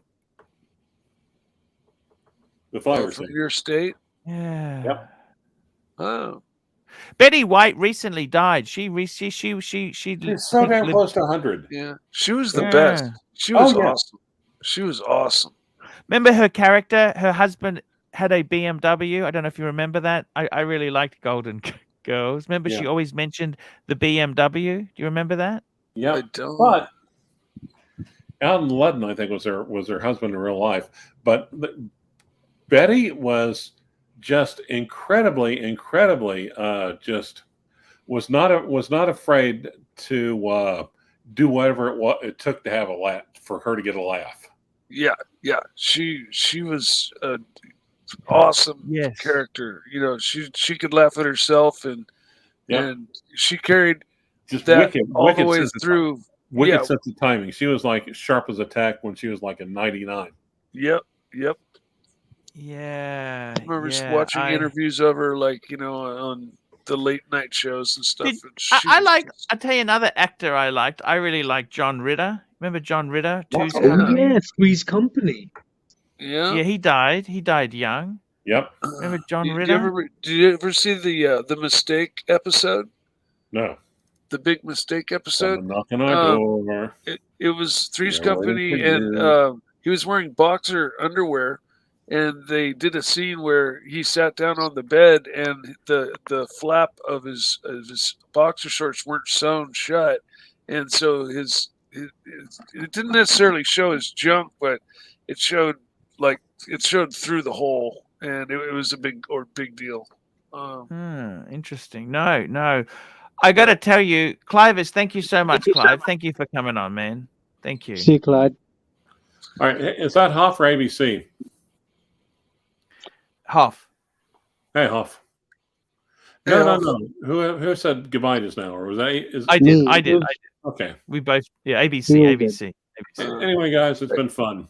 Thank you. I'd really consider amping it up for the next, certainly Independence Day, United States, because people will be off work and stuck at home, and if they don't have a pool, they will be indoors on the internet out of the air conditioning, and there's not and like the holidays, there's no football. Hey, thank you so much for the heads up. I much appreciate it. Hopefully we can get you on there. I'd love to have you on. We have some more Golden Girls humor. Hey, you know who was also amazingly beautiful was from Three's Company, the blonde on that show. Yes. Suzanne, what was her name? Suzanne Summers. Suzanne Summers, yeah. And she did a movie it was one of her first roles where she was splashing around in a swimming pool topless. Splash, is that the movie? Yes. And it's like a kind of a setback view of a bunch of girls playing in the pool, but there she is in her beautiful glory. Wasn't Splash Daryl Hannah? That was Daryl Hannah. Right. Okay. No, this was more of like a Clint Eastwood movie or something, I think. And it was more of a serious movie, and in any case, she had just a quick scene of a pool scene where she was topless in it, and boy, that was awesome. Next super chat, GB, $2. Mike the Snake. Do you ever go on Loudmouth Tim's live stream as well? No, I don't. And I got to tell you, there the you know with Loudmouth Jack, Tim, isn't he here right now? no, Oh, Doc, you're back. Doc is back. Doc is back. The funny thing is, ABC. You remember Three's Company? Yeah. That was based on the English program. Remember with Robin? What's his name? You Man remember About the House. Robin by- Sullivan? Yeah, Richard O'Sullivan. Oh, Richard- I'm going to show you a photo of He Richard has O'Sullivan fucking now. gone so. He's really gone bad. You know what I mean? Well, he's probably what in The his hottie 80s? on Three's Company. Which The one? hottie was Joyce DeWitt. Joyce DeWitt. Oh, the was the hottie. dark-haired one. Yeah. She wasn't that hot. And I got to tell you, in my opinion, Robin's he had another program. He had a kitchen program, Robin's Kitchen. Remember that never took off, did it? Robin's Remember that? Nest, it was called. Robin's. Oh, that's right. That flopped. Look, and then he look up Richard O'Sullivan. Well, Let's pull him up and see what he looks like now. Obviously, of course he's aged. Any of the filming a Kunk biographies or documentaries? Yeah, that one, the third one, third photo. Yeah, that's him. Clivers, is that you? No. And that's an old photo as well, you know? Yeah. All right. Archie, have you ever He's seen got Jordan Kunk? top. Okay. Respect to that. I also prefer Betty White to the other Golden Girls. Really? Rose. Okay, now Doc, Betty. Okay, Blanche, Rose, or Aunt B. I don't know their TV show character names because I only. But Betty White. Betty White or Francis Xavier from Andy Griffin Show. Betty White. Betty White was a hottie, especially if you look at Betty White in the 50s and 60s when she was on. Even Mary Tyler Password. Moore. She was a. Mary Tyler Moore was very hot. Mary Tyler, I thought Mary Tyler. She was very. Remember My Girl? Actually, Mary Tyler Moore was a very nice person as well. Yep. Yes. Yeah. Remember that show called My Girl? And Drake also is they're saying. I don't know what that's about. What about WKRP in Cincinnati? Remember the secretary? Lonnie Anderson. Lonnie Anderson, yeah. See, I thought on that show, I thought Jan Smithers was the hottie. Oh yeah, she was. Oh God, the one that wore the glasses. Talk to you later. See you later. I don't know who that is. She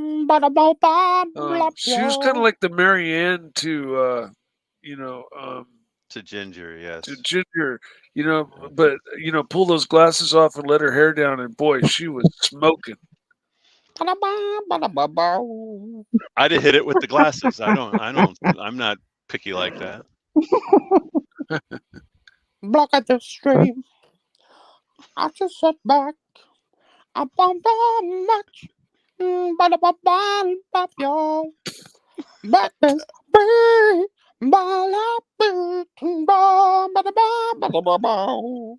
of these days, somebody's going to explain this to me, right?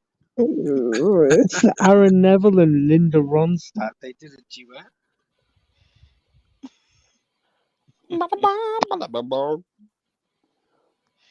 You either know it or you don't. Apparently. I can look at the stream. Super chats. Super chats. Now I've got to go. I need to know.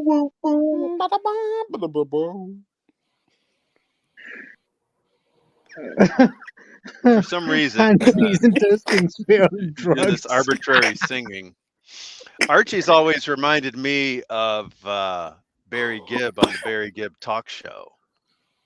Oh wow! I didn't know he did a talk show. Well, it's a skit from Saturday Night Live, but the character of Oh, Barry okay. Gibb talk show kind of reminds me of Archie. Huh. It's supposed to be Barry Gibb, but it reminds me of Archie. Archie's intensely into something on his screen. Hmm. And it Barry looks Gibb. like I like. You know, the funny thing is, they grew up not far in Redcliffe, in a Brisbane suburb. Redcliffe. Is where we got Michael Jackson.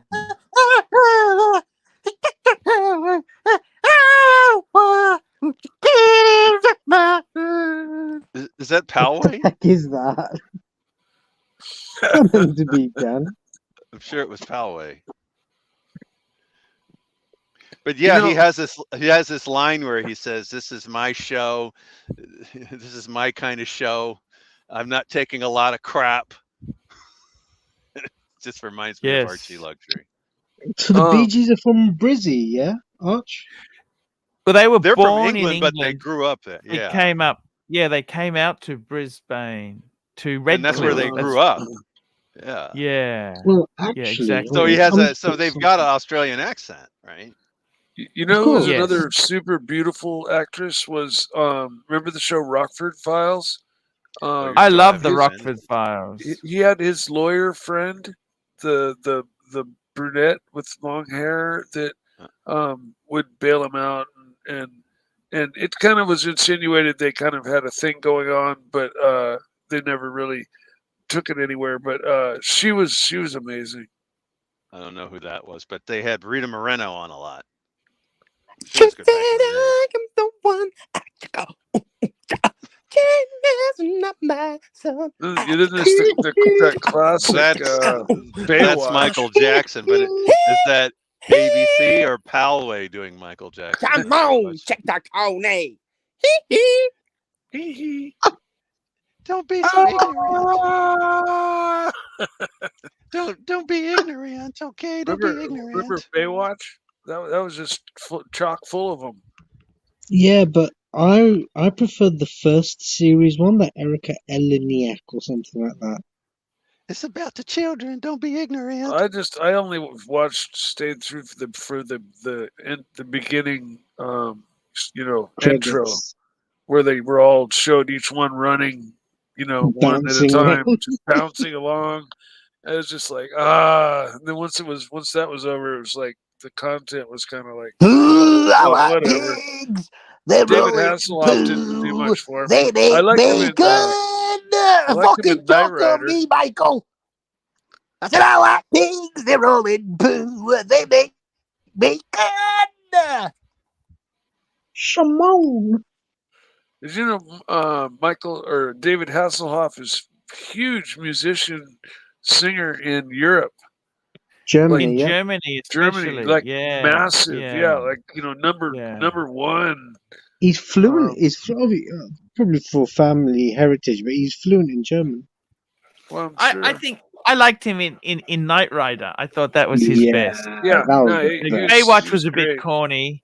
Baywatch was a bit corny, but It's Yeah, sad but when it he had was lots of drunk. big, When he beautiful got boobs on it, so very sad when he was drunk eating the burger on the carpet. Very sad. Yeah, that was really fucking horrible. Very sad. Jeez. His son, I think, recorded that, and that was really a low point. That's kind of rock bottom, probably. We hope that was rock bottom. We don't know for sure. Yeah. Yes. Jan Michael Vincent was one of my favorite actors. He was in Airwolf. Remember that helicopter? And Yep. I've always been into airplanes, and so I loved that show. And Jan Michael Vincent was the original mechanic with what's his name? Not Broad. I don't remember anyone else in Airwolf apart from that main guy. Oh, I can't think of the name of him. I'd rather have one of the women, I think. Am I Right. misunderstanding what's happening? No, I was just thinking back about Jan Michael There Vincent probably in was the movies someone. he was in. He has a woman's name, but he's a man. Yeah, yeah. Well, It's he Yan. went on to like really go downhill. Like after Airwolf, like you didn't hear from him any after that. Like he just fell off the map. And Was it because he had a girl's name? no, it's Jan? because he like was a complete alcoholic, like drug addict, and just Maybe it was never. because of Marcia, because everybody gave so much attention to Marcia. Jan didn't get any attention. Oh yeah, exactly. Boy, what's her name from that show? You remember the movie Dodgeball? No, Or Zoolander? You ever seen Zoolander? I didn't see that, but at least that Just had heard the the name, but not Zoolander. seen They it. showed her boobies in Zoolander. her who? I think Jan. Jan from Brady Bunch? Yeah, yeah, No. yeah, Really? yeah, yep, No. yep. What's his name? The guy with the big ears. I forget his name. The actor. Really great guy, and his father was a famous actor as well. I'm forgetting the name. Big ears? Yeah, he was kind of known for having big ears. But You mean Stiller? Stiller? Yeah, Ben Stiller. Ben Stiller was in. He has big ears. He was. Well, they made a joke about it on Family Guy, so that's what I'm basing it on.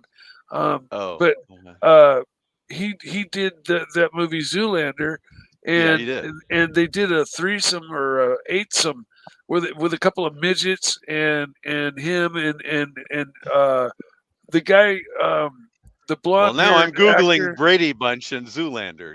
I've Yeah, never heard this before. I hope you're right. I hope it wasn't just a flashback. I am. And the actor, the blonde-haired actor with the kind of crunched-up nose, that plays in a lot of movies. He's a great actor. He's really funny. I'm forgetting. Saad has joined the stream. Saad has joined the stream. Oh, finally, it's a bit of class. Is it the real Saad? It's a different the avatar. Real Saad? Yes. Mike, what do you think about Grubel Force? Is it better finishing than Kerry Voutilainen, which has better internal angles? What? I couldn't understand you, Saad. You didn't understand the question? Oh, Huff said it was Owen Wilson. Owen Wilson was the guy from Zoolander.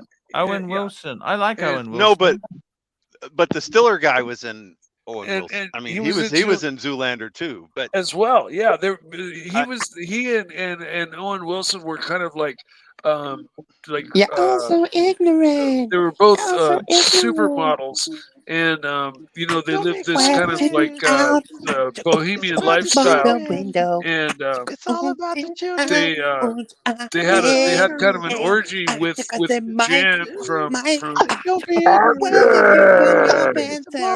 all about the children. Don't be so ignorant.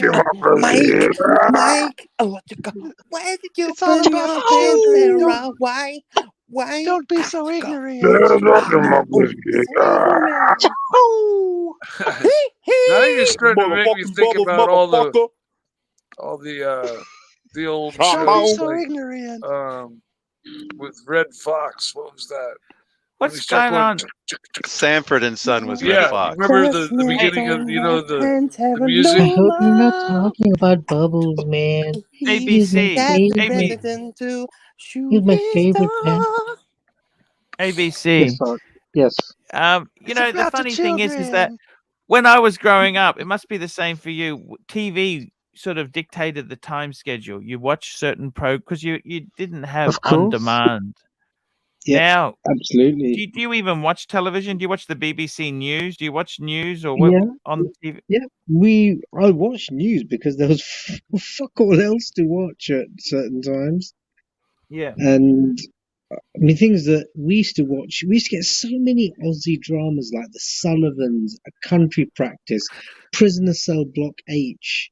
Oh, Obviously, Prisoner! Neighbours and I love Children. Prisoner. Prisoner was so cool, wasn't it? Now, Remember, I can have a conversation with Sovron for ages yeah. about all these dramas that I used to watch, like Young Doctors, Flying Doctors, and he knows Yeah. so much about all these actors. It's See, I think Remember- you got a unrealistic picture of Australia, and I did the same thing for England because I watched so many of the English comedies. You know, the Bill. You used to watch I the Bill. the Bill. I wanted to go to Sun Hill. I'm looking around for Sun Hill, and Yeah, it's um, fictitious. you know, even where Arthur, Minder was filmed, I was thinking, I go and check out, these places. It's Oh no, that exists. That's Fulham, isn't it? Fulham, yeah, Fulham. That's a It's real district. It's not far from Chelsea, actually. Very posh part of okay, London. yeah, but it's kind of strange now. Like we don't even have a TV in the You have a TV in your house? I do. I for a while, for a long time, I didn't, but we've had one Okay. for about Oh, past 5 years or I'd so. die without my television. No, but nowadays with internet, who needs TV? Yeah. I do. Serious? I love my cable. Yeah. It's got, I can search and watch any movie that's probably ever been made, and with my Comcast, and then there's the shows that I like to watch daily, and I leave it on at night for white noise because of my tinnitus in my ears. Right. I need something to kind of focus on instead of the loud ringing. So TV is a lifesaver. Plus, as a kid, I grew up in the country, and we only got 3 channels, and so I always made it home from school as fast as I could to catch, what shows I could after school shows, and you were trying to get to the ladies. Well, I missed out on a lot of shows because Channel 7 had shows like Charlie's Angels, Love Boat, the Happy Days, those 3 that I can think of right off that. Love Boat. I didn't get any Love of Boat. those. I mentioned the Love Boat. I thought that was Aaron Spelling was the he also was involved with Gilligan's Island, I think. Was he? Oh no, that was Schwartz. I don't know about that. My favorite repeat actress on Love Boat was always Barbie Benton. But I missed all those shows as a kid, and only got to see them like when I would have a sleepover at another friend's house that lived closer into town, and then I'd catch up on. Why is Sod so quiet? If that's the real See, he Sod. tried to bring the tone of the conversation back up, but we just didn't want to hear any of that. I'm just wondering if it's the real Sod, because the real Sod had a champagne dial. I want to talk watches. I'm here for what I don't understand these movies, TV shows and stuff. I was not born in 1920s, Mike.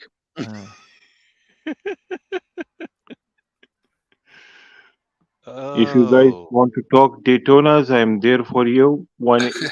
I know the reference numbers. Nice. I'm always ready to talk Daytonas. I got to be honest. Daytonas, I don't know. You know, Daytonas. What do you think of that last one that I got there that I put in the WhatsApp? I kind of thought this was a watch show at one point too. Yeah, but seems like a lot of the time it's not. Was it overdone, Sod? I mean, it's a Sigma dial. It's the reason I couldn't say no. Your Daytonas are very special, Doc. It is something that is out of the world and out of reach for many of us. So, but I really want to learn about the 4 digits. And the question that I want to ask from you is, what made you start buying the 4 digits? How did you start getting into the 4 digits, the manual wind ones? How did it all start? Well, I mean, I didn't really get into it until ArchieLuxury, but before that, though, I fell in love with the aesthetic. I was just looking for a watch that I actually wanted a black dial gold watch. What? Do you have a photo of all your 4 digits? You know, I need to take one, especially with the last one I got, which is a Sigma Dial Reverse Panda. Okay. 6263 I Yeah. got. I need to take a group shot, and I You have didn't to send go me to any the bank photos of. to do Oh, it. that's right. Your WhatsApp doesn't work. That's right. No, I'm in WhatsApp. I posted it. I'll post it again to you. I'll send it to you Okay. separately. Okay. I posted I'll it. bring it up. But I don't have. Well, I guess that's okay. I don't have all of them in a group shot. Is the problem. Oh, we got a super chat from CB. Here we go. CB, $5. Archie, I will have 30 minutes of VPN. I heard Daytona. Do you want to see my favorite one? Yes, sir. Yes, please. Arch, I'll be back in a few, okay? You No can take worries. 3 hours, Mike, no problem. Thank you, son. So, Doc, respected Doc, how did it all started? I was looking for a gold watch with a black dial, and I put that into the Google search. Maybe around 2005, somewhere around that time frame. And it pulled up all these watches. A bunch of them were chronographs, and the one I fell in love with was the 4-digit Daytona. And here we go, guys. We've got CB again, $5. Pull it up, big boy. Pull it up and have a look. What would you pick? Fuck, he's got all the... Look, you've got a Platona with diamonds. You have got a meteorite style. Panda. You've got a 2 Zeniths. John Mayer.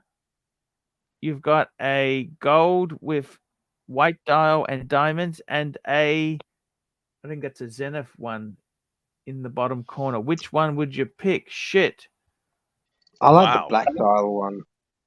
He has the Zenith. black one is Zenith, the gold one is Zenith. Others Yeah. are all Rolex proprietary. Are 6 digits, yeah. It's hard to stay away from the diamond indices. If you could pick one of these, what would you pick? I would probably go for the I'd probably go for the Platona, but I'd probably the diamond indices. John Mayer would be next. Yeah, that's true. That's very true. ABC, if you had to pick one, which one would you go for? Black dial one, bottom left. Sorry, bottom right. Bottom right. And Doc? It's between the Meyer and the Platona. I think I'd probably end up going Platona. Well, wait. I'm gonna go meteorite. Final meteorite. Do you know what was a lot of fun? The Tudor print state chronographs. And I just posted the were watch fun. in WhatsApp, but it was in the group WhatsApp, you. Archie. Archie, Yes. this guy's gold Daytona has a very special dial, by the way. It is a 4-liner with an inverted 6. It's a seriously expensive watch. Definitely. Which one's this, Saad? The gold one, the yellow gold. The yellow gold one. And it's, yes. of course, it's factory because it's Saad. It's factory. It is factory. Anything coming from CB is factory. If it looks, it is factory. Of course, it is. Everything is matching. But the thing is, it's a very special stuff. Absolutely. CB, $10. The hardest to get by far is the white gold meteorite. Oh, the oyster flex. Really? And that's why I chose the meteorite as my final decision. Partly because of that and partly because of the aesthetic. Like Ron the Shrink argues that you really need to either have a panda or a reverse panda in the style of the 4-digit where it's the entire subdial that has the color and not just a ring. You have to have the whole subdial. I'm sorry, Ron the Shrink is a lovely guy, but I'm sorry, his watch prowess leaves a his lot watches to be suck, don't they? questioned. And I think a lot of his decision making in watches leaves a lot to be questioned. He'll sell a Rolex to get himself into an Omega Seamaster, that kind of stuff. Yeah, and IWCs and mad shit like that. Well, yeah, I don't know what to say. Here we. Now this is the Daytona. What a beauty! What year is this? Tell us about this, Doc. What is it? Well, this one is a Sigma dial. It's hard to see in the photograph. Oh, it but has two I heroes. can see it. I can see it. and that's part of the Sigma reason why, T, Swift T Sigma. yeah, Yep. I had a Yeah. hard time saying no to it because my watch dealer knew that all he had to do is show me a Sigma dial 4-digit, and I'd basically say, okay, fine. Notice So are it these has no holes Daytona case, Doc? written on it. No Daytona on it. Sorry? That's It has the other no. thing is actually I like that. That's actually harder to find. Most of the time they will have Daytona. By the time you get to the screw down pushers, the air of the screw down pusher makes that more desirable. Are these holes case, Doc, or no holes? Yeah, holes case. Yeah, Holes case. that In is. fact, And do you know what? Do you know what? I can actually read that. yes, the 4 digits It's are far legible. easier to read. Far easier to read. Especially the reverse pandas are What the do you think, easiest Saad? to What do you read. think of this watch? It. The problem is it is so expensive. I have to sell my whole house, cars, watches, myself, eyes, lungs, heart, Now, come on, everything Saad. to buy this. We know all about your This is the financial and the abilities. reason you can see the time easily on this watch ABC is because it makes your eyes wide open. Yeah. I would say that compared to some of your day dates, Saad, it's probably same price range. And Maybe the it day looks dates mint a little more. condition. It doesn't look even polished, from my understanding. I think it's hard to tell. Even the dealer didn't know for sure. I think it's been lightly polished. That's my opinion because it just Mm. looks too good to be true. But I also have a 6239. That's the ones without the Oh, screw that's down the most pusher. expensive. 6239 Now, And is just good. quickly it's there, I funny. just got to grab these. I just got to grab these super chats here, guys. We've Super got some chats, very super nice chats. CB super chats. Just get CB's picture up on the screen again. And CB says $10. Apart from the yellow gold, that is a Mark 1 1988. Because 1988 was when they changed from 4-digit to 5-digit, and it also that's when they became automatic, because before that they were manual wind. I want to It's ask CP also one question. Do you have Yes. porcelain dial, porcelain, which has a floating cosmograph written on it? Because that was the most sought after Zenith Daytonas. Okie dokie. And we've got another super chat from CB, $5. Sorry, I'm not as old as Doc, so no 4 digits. I bought all mine new. Oh, wow. Very impressive. So see he's with the only mine, person. everybody who's they have no idea what I'm wearing, but they'll say, "Oh, did you get that from your grandfather?" So I take it as a compliment. You know, at least they're not trying to imply Yeah. I'm as old as the watch. So, Doc, you have one in 14 karat yellow gold also, if I'm not wrong, right? I do have a single gold. That one is the screw down pusher. That one is a 6263 in gold. Oh, Still, none of them are my grail. The grail would be to get an exotic dial Paul Newman 4-digit Daytona, but again, that's just crazy money. I don't know that I need it, but I sure would like to have it. Wow. Now, the funny thing is, I've seen one. And the dial isn't as special as a standard Daytona dial. That is, it doesn't have the elegance of the applied indices in the same fashion. It does. I mean, it does have applied indices, but they're little plots. It doesn't have the elegance of the applied indices. It doesn't have the elegance of a standard dial because it's this kind of, I don't know, almost cartoonish style if you look at it that way. Yes. But it's certainly Amazing. less of them produced, far more rare for that reason. And then Paul Newman had one. So there you go. But the Art Deco part of it stands out. To me, that's a little on the cartoonish side. Whereas a regular Daytona it's a dress watch if you're not paying attention. Tell me this, Doc? Would you actually add like a Zenith Daytona to your collection? Would that the next natural progression? I was considering it, and in fact, I was considering it until the latest Daytona came out, the 2023 Daytona. How many Daytonas do you have now? That's a good question. I have to count. 3? I'll count it. But that's a secret question. It's more than 3. Because I've got the 6239 reverse pen, no screw down pusher. Yeah. That's the first one I got when I got familiar with you and your channel years ago. That's the one that I bought for $30,000, and I thought, even myself, I thought, wow, this is insane. And my banker is just like shaking his head, saying, "It's your money," because I had to send a wire. He's shaking his head, "It's your money." And then a couple of years later, he wanted to buy it back for $40,000. Wow. So I knew, okay, I didn't do badly on that.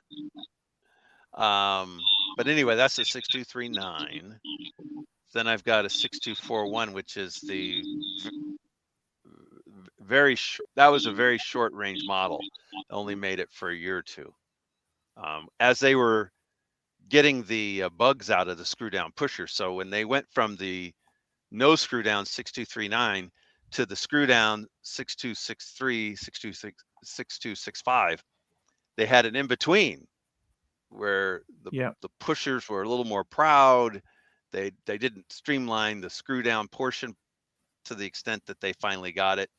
And so that only came out for a couple of years, but because I'm crazy, so I had to have one of those. So I got one of those, and then I got a gold 6263, as Saad was mentioning, and then I've got the Panda as well. So that's number 4, and then this one makes 5. I think I got them all.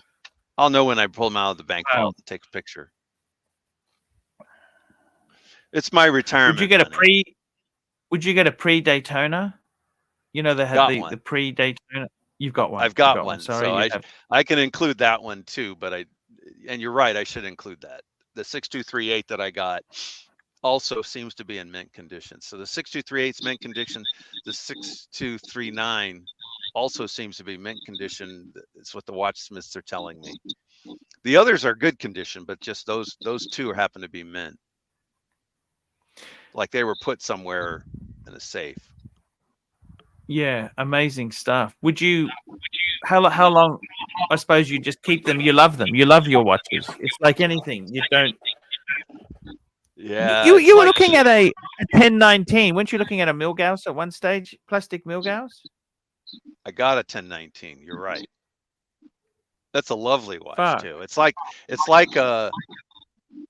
the OP that's the perfect size. It's in between the large OP and the vintage OP. It's that perfect size because I think it measures out at 38. And it's got a little thickness to it too because of the whole magnetic thing. So it's a healthy size, modern size watch. I think we should change Doc's nickname to Vintage Doc. Vintage Doc, Vintage Daytona. See, Toyota, I have ordered the new Daytona anniversary. I am curious to see. It will be 2 years before he gets it. Wow. That is, I'm jealous of that. I think that new Daytona, where it's got the metal edge to the bezel, just like the 4-digit had the metal edge to the bezel with the bakelite. This is, obviously with ceramic, but the look of it, the aesthetic of it is closest to the 4-digit of any of the later generation Daytona. So CB, I think in his collection, apart from, let's neglect the element of price from his collection. I think the yellow gold watch is the most expensive, the best one here, because you see even the speedo, the units per hour is, I believe, the 200 one on this. The scale is 200 instead of the 400 one. So this is a very unique stuff that he has. This is just a crazy impressive collection, obviously. This is Just sub ridiculous. collection. That's what makes it scary. That's true. This isn't even the collection. This is just the Daytona portion. Yeah, because he's part got of it. independence. He's got such amazing stuff. It's No, incredible. the top left one is got kind of a brownish bezel. Is that the big Yeah, light? that is brown bezel ceramic. It's a platinum watch. Oh, it's ceramic. 116505. Because that's kind of the natural color of bakelite. Mikey, this is the Quatona. Unless it was colored bakelite. This is Marcelo watch. This is a nicknamed Marcelo 116506. Oh. Yes, Marcelo. Daytona Marcelo. Hey, Mikey, you like my Quatona? Yeah. You like my... like it very sexually. Yes. What do you think is the future of this green dial so-called John Mayer? Do you think it will be replaced by something else, Mr. Dog BBW? You know, I'm not an expert on that. I mean, obviously, it's to me, it's a very attractive watch. Wasn't that an anniversary issue? There is nothing called anniversary. I believe it's not declared as anniversary, but I mean, it's a limited sort of commemorative without being declared commemorative, right? Yeah, I was just gonna say, is it named John Mayer from Rolex or no. It's Nick's the only nickname, watch right? that has a name attached from Rolex is James the driver Cameron. there. That's right. Yeah. But I mean, it's so hard to choose, right? I mean, I think if you choose the Platinum Daytona, that's fantastic and special. I think the Meteorite dial speaks for itself. And then obviously, Saad, your favorite is the gold one there, which is pretty rare, I think, right? Yeah, my favorite here is to be honest with you, I will like to have the platinum one, then the John Mayer one. The least favorite of mine here is the Oyster Flex. I don't like rubber straps. So I think I'd go Meteorite, Platinum. No, Meteorite, John Is Mayer, white gold. and then probably the Platinum. It's a tough decision. I take whatever they give me. If I can get any of them at the AD price, I'll take whatever they give me. It's like which hot girl would you choose? It makes it a challenge. But interestingly, which one is the easiest to read the time on? Bottom right. The John Mayer. No. I think the one ABC picked, which is the. Mind you, Doc, we'd need to see what it's like with spotlights on it.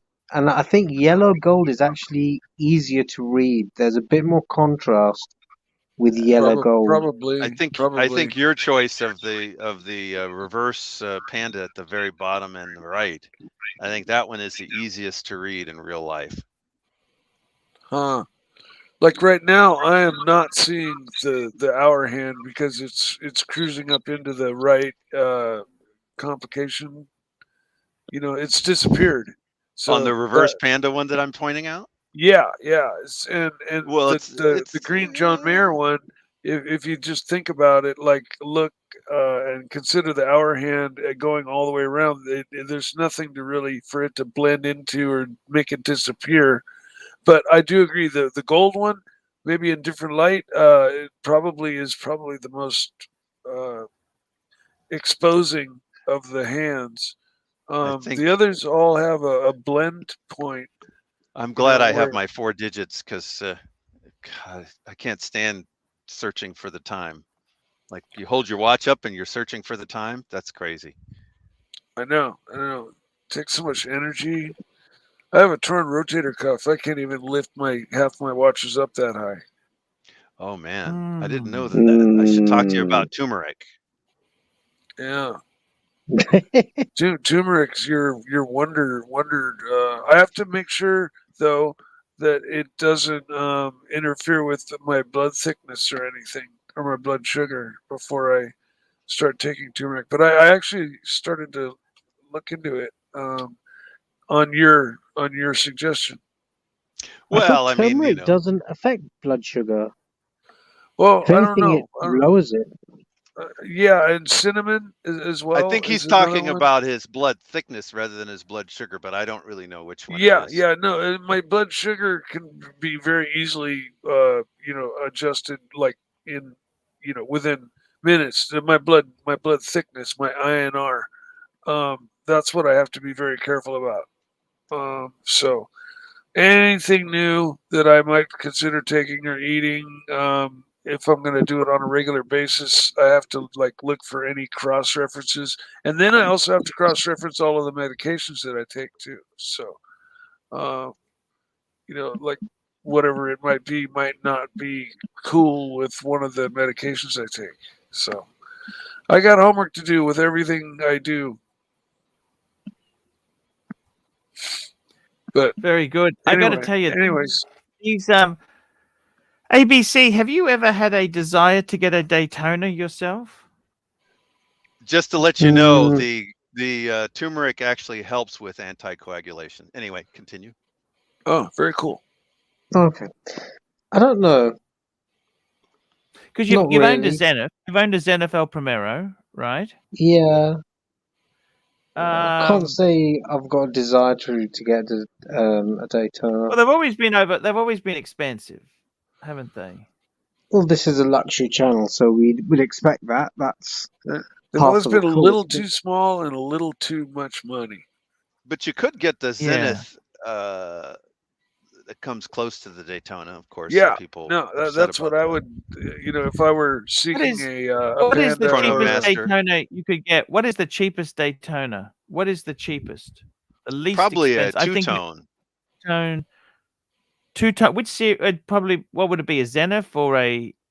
I think the modern third generation two-tone is probably the cheapest. It had the least amount of Yeah. love because people are loving the Zenith. So I think the Zeniths were actually the two-tone wasn't so much love. They were. no. Oh, here we go. But neither CB, is $20. My VPN about to expire. Thanks for the entertainment. And Fike the Grifters. Thank you. $19. I think that means he gets a little something, right? Maybe Svetlana. Svetlana. Baby cow. Tell you what. Let's give him. We'll give it. Let me have a look what I got in my box of treats. Or Svetlana. Have we seen Svetlana today? Grandmama We'll give him the Svetlana. baby cow. We'll give him cow going mad in a field. You make me feel so goddamn real. Baby cow going mad in a field, growing up to be somebody's meal. Baby cow, why don't you shake that ass? And I'll reward you with some blades of grass. Baby cow. Is Sod still here? Baby cow, baby cow. Sod is Sod- here. Sod is in the house. He's on mute, but Because I was doing some research on this whole baby cow thing, and it could just be a coincidence, but it makes me wonder because apparently the singer of the song, his name is Sod. Ah, wow. Huh. There you go. What do you say to that, Sod? I don't want to dox him if that's not doxing, right? If I was find out actually he sang making the jokes earlier about how did they get Sod to sing that song, because it does kind of sound a little bit like him. But Doxing means so many things to different doxing would have to people. include his last name, and Sod's a very not the most common name, to be honest, but Sod's a common enough name that it could be another Sod. It doesn't have to be our Sod. Sure, absolutely, yeah. But no, that would be a funny coincidence. But then that's all. That's Would all. he be ashamed that he sang it? There's nothing to be ashamed at. Nothing to be ashamed of. Shit. I don't know. I can't say it sounds like him. I'm beginning to wonder. It's just some weird coincidences. And he does have this tendency to ignore like he'll get excited about all the other ones you're playing, but when you play Baby Cow, suddenly he goes quiet. I'm just noticing that. Tell me this: who would you, Doc? How would you later on get rid of your Daytonas? Would you put them into an auction, like a Phillips auction? What would you? You mean like? What do you mean? Why? What am I? What happened? Retirement. You want to retire? You want to? Oh, I didn't plan properly, and I don't want to go back to work. Okay. Yeah. Yeah. Wouldn't you just put the word out with friends, or and That's not somebody gonna would work. come along? No, My friends are gonna. The friends would just say, "Are you crazy?" yeah. If friends Well, are the same crazy, with my it's friends. worth My the friends price. look at me stupid. Like, what? You spent what? How much? How that? Even I mean, as watch? much as the banker was like thinking I was crazy for spending 30 grand on a watch, the friends they don't understand it at all. How is your sister? Was your sister? She likes a Rolex. My sister too. says hello. Yeah. Yes, please give her my regards. I just meant like sometimes you could put the word out within your crowd and somebody would jump on it, you know? That's the downside of it being such a specialized thing as this, is that like if it was a Submariner, a modern Submariner, I could sell it to a friend probably. There's somebody who'd want to buy it. But a Daytona like this, pretty much like you're saying, I guess I'd have to consider an auction house, or maybe I'd contact one of the dealers that I purchased from, and then they'd be interested in buying it back potentially. What about private listing first? I would do all the free stuff first, right? I could consider doing a private on the Rolex forum. Every now and again, you see a 4-digit on the Rolex forum. Even there, or like Craigslist or eBay, and you get minimally dinged. But that's where you find a Chinese one on the. To be fair to well, Craigslist. eBay, I wouldn't really. That would be my last resort. eBay, they do sell them on eBay. I don't know if my impression about eBay is it's something that's far more advantageous to the buyer than the seller. Yeah, I've had great luck with Craigslist, and there you have the control. Like if somebody's interested, you can say, "You drive to me. We meet at my bank or at my jeweler's to confirm authenticity, and we count the money in the store, and then we can part ways." So you get to set all the rules, and you flip a few bucks to your jeweler to let the deal go down in his space and use his I don't know. expertise. I've read about some of those deals going haywire, going sideways, and even if you do it at a police station, it can go sideways. Like how? I don't remember. I remember when I read the stories, I went, "Wow, I never thought you could have problems at a police station." But, sure, if it was like a super clone or super fake, and you weren't able to tell the difference. No, it had more. It's not a place of business, is it? No, it isn't. But somebody did it at a police station, and police station parking lot. I don't remember how the person ended up snagging the watch and taking off, but that's what happened. Oh wow!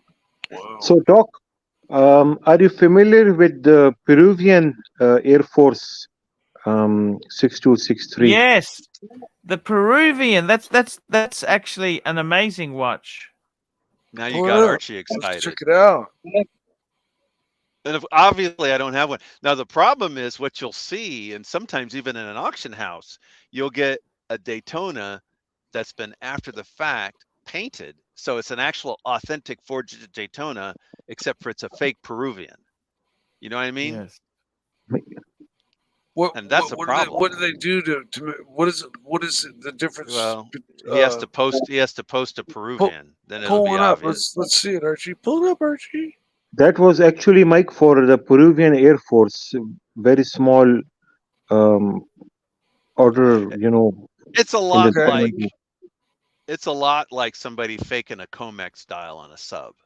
It doesn't take a whole bunch to do it, and you get a lot of money. So if you do it right, if you do it professionally, you'll make a killing, and that's the sad part.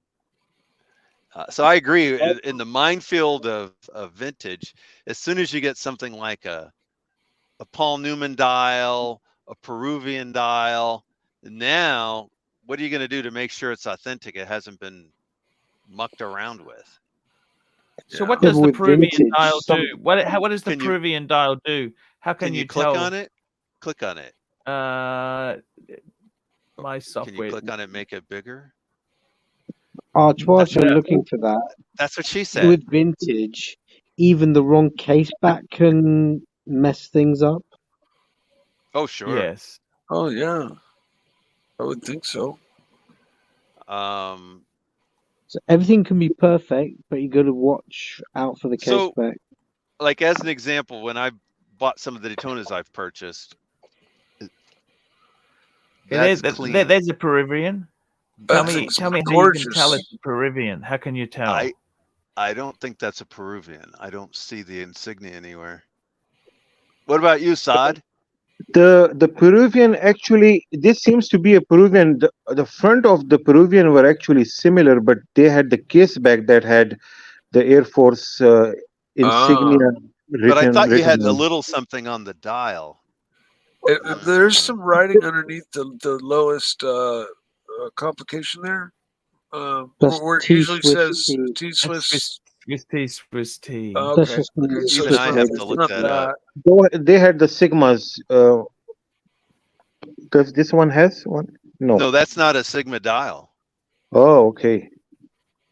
So I'm very confused. But so this is just a regular reverse panda picture we have here, right? This is not a Peruvian. You have to look at the case back, Archie. It says here, a fine and rare. This is from Phillips, made for the Peruvian Air Force. There you go. Ah, there you go. Let's see the case back. Can you click on the picture of the case back? It's got the chocolate. It's the sub dial. Just hang on. Just you're jumping all over tangents here. It's to do with this color of the sub dials. That's what tells you it's a Peruvian. It's the color. They're not a black dial. Those sub dials are a chocolatey color. That's the Peruvian. That's and what it's it not is. And it's not tropical either. It came from the factory that way. Is that what we're saying? It's not it's not a patina. It's not faded to chocolate. It came. Do you see the case back? Arch? Sure. Is there anything there? There you go. Yeah. This is it. Air Force of Peru. Yeah. So I thought Very it had cool. I thought it had a tiny little insignia there, but it doesn't. It just has the different subdial. Okay. You And the price on Californians these will is understand that. won't you? $160,000 approximately. Wow. How much? 160,000. That doesn't sound expensive. For you, yes, for you. It doesn't. I mean, what I mean is, like, you could, if you were going to get, let's say you were getting is it a Sigma always, or is it not a Sigma dial? This one is not Sigma. The one I saw was a Sigma dial, so there can be variations, Mr. So you can get it Sigma or you can get it Sigma or standard. So, but I mean, basically it's $100,000 more. You're adding $100,000 more or less to the watch. So I'm surprised that you can get into Peruvian with an extra 100,000. Guys, I'm off to bed, but thank you very much for having me. Good night, Click on that fucking case back, you little bastard! Click on that fucking case back now! You've been told it 100 fucking times! You want to see that fucking case back? AVC, that sounded almost like Poway. I got to tell you, your impressions are just never. your Poway impressions are is just very like so, calm, stays on for a long time. Well, I like the way and, you do it then. The way you do it with a little more energy. I like it. Yeah, thanks for having me, guys, and always a pleasure to speak to you. It's been an absolute pleasure, ABC. It's been a pleasure. But before you I take gotta off, tell you, ABC, Yep. you're doing Yeah. well physically. You know what I'm talking about? Oh yeah. Well, they know I've had the knee op, so yeah, Okay. So the gradually knee is getting good. the range of motion back, Okay. building on the you, man. quad. So yeah, good on you. getting there. Excellent. Going That's down the fantastic, man. stairs, funnily enough, going down the stairs is a bit tougher than going up the stairs because you Yes, Which leave, means you go you should up try to with do the more. You should try doing more going up than going down. yeah. It takes time to get the range of motion back to actually bend. I think So Sod How got is that. the BMW going, ABC? yeah, it's going okay. I got All a these get a all these recall questions actually. when he wants Something to go to about the bed. driver's airbag, so that might need to go soon. Oh, you haven't had it changed? The Takata thing is a big deal. You got to have that changed. Well, they said don't do anything now. When you get the second letter, then take it to your BMW showroom. You can take it now. Yeah. It's a recall thing. You can take it now. In fact, you want to take it before the recall ends because they'll fix it for free. No, they said watch out for a second letter. I don't know what. That sounds weird. I mean, I got Okay. multiple letters even after I had mine replaced. I got letters. Yeah, I've had that as well. But I got mine done after the first letter. As soon as I knew it was a problem, I didn't feel like having metal in my airbag in my face. I don't know. Just kind of thought. Yeah, I think I might have to agree with you on that. Yeah. Why is Hey, Takata always in problem? NATO says there, the guy had major knee surgery. How is your BMW going? Thank you. It wasn't major. It was actually minor. So thanks for the Keyhole concern. surgery. Yeah, it was meniscus removal. So the recovery time's actually partial. You don't want the whole bloody thing being chopped off, but the recovery time, you can kind of be up and about somewhat in about 2 weeks. So obviously full recovery will take about 2-3 months post operation, they're saying. So it's just about keeping up with the physio, rehab. The main thing you want to do is maintain your motion, because after surgery you can get scarring and get stiff. Yeah, and not go on any shopping sprees straight after, apparently. That's not a Anyway. you want to avoid that. I know it's tough, but you got to avoid it. Anyway, take care, guys. Always a pleasure. Thank you. Have a good night, man. Good night. Bye. Good night. Archie, ABC, how much time always. do we have left? Oh, that's right. We're almost done. 10 We've minutes. got 8 minutes left there. 8 Because minutes. I wanted to share some Daytona information because we have dog BBW, but if you have short period of time, then we can do it next time. Sure. What Okie should we do? We what's the Daytona information, Sad? Tell me this. I mean, I have some pictures. I just wanted to share with you on WhatsApp. Oh, then lovely. you have to pull. Share them, Sod, please. Yeah, it's not too many, so I'll just share with Archie. Okay. I'm starting to fall for this Peruvian. I kind of like the chocolate dials, chocolate subdials. When you look at the bakelite bezel, you can really tell they're chocolate, because of the contrast to the bezel. Mm-hmm. Yep. As opposed to if it was the steel 6265, it might blend right in, and then you might not notice. This one, at least, it jumps out a little more. Oh, that's quite a few photos, Sad. Yes, we'll talk about one by one.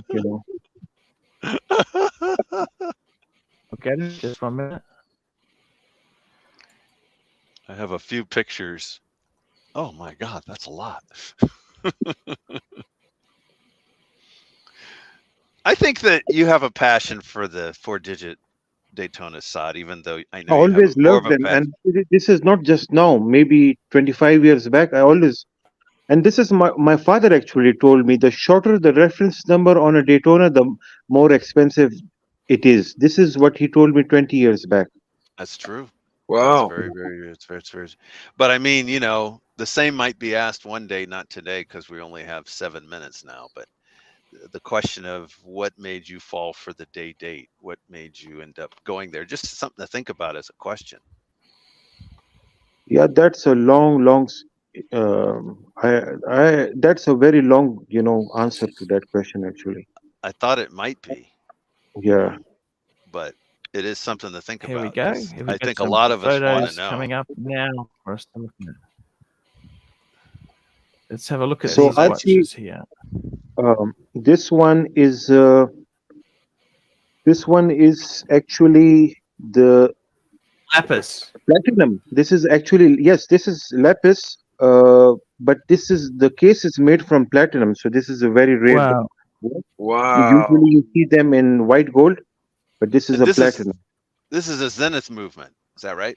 This is a Zenith movement. Yes, you can see the second hand is on the 9 o'clock. Correct. Yes. So I that's see. yeah. We go to the next one. Okay, this is a prototype, never produced for the masses, just a prototype watch. Wow. Wow. Wow. In steel. This is a 4-liner Archie, another prototype. And you can see this is called a porcelain dial because if you zoom it in, actually you can see the shadow of the writing on on the dial. The quality of the image may not be that high quality. However, you will notice one more thing: the Daytona is written in black instead of red. All black. So That's right. yeah, so this is a prototype Zenith. Love those indices. Yeah. Wow. That's elegant. Wow, they split? This is a white gold with a soda light dial, Archie, all factory. Wow. Wow. And you're looking at money there. You're looking at money. now those are those what kind of diamonds would those be called? The square diamonds? Those are baguette or And these are round brilliants. They call it brilliants. brilliants? Okay. Mm. They're just in a square setting, or are No, they? no. The setting is square. The diamonds are round, right? The diamonds around, yeah. Yeah. Okay. the That's setting is what square. I was asking. Yeah. Thank you for clarifying. No problem. And it's sapphire all around. Look at those lug protection. So Archie, this is a Zenith with floating cosmograph. You see, the cosmograph is actually floating. And It's that's a not very aligned. exaggerated float too. I mean, you can Yeah. see that at a glance. And another thing special about this watch is you see on the seconds there is an inverted 6 on this dial. Yeah, the inverted 6, and the speed units is up to 200, which is again very, very rare. This is actually somewhat similar to CB's watch, but the only difference is this has a floating cosmograph, whereas CB doesn't have that one. Oh, I see. I wonder how rare that is. The floating Very cosmograph. expensive. This is a very expensive watch, Doc. Wow.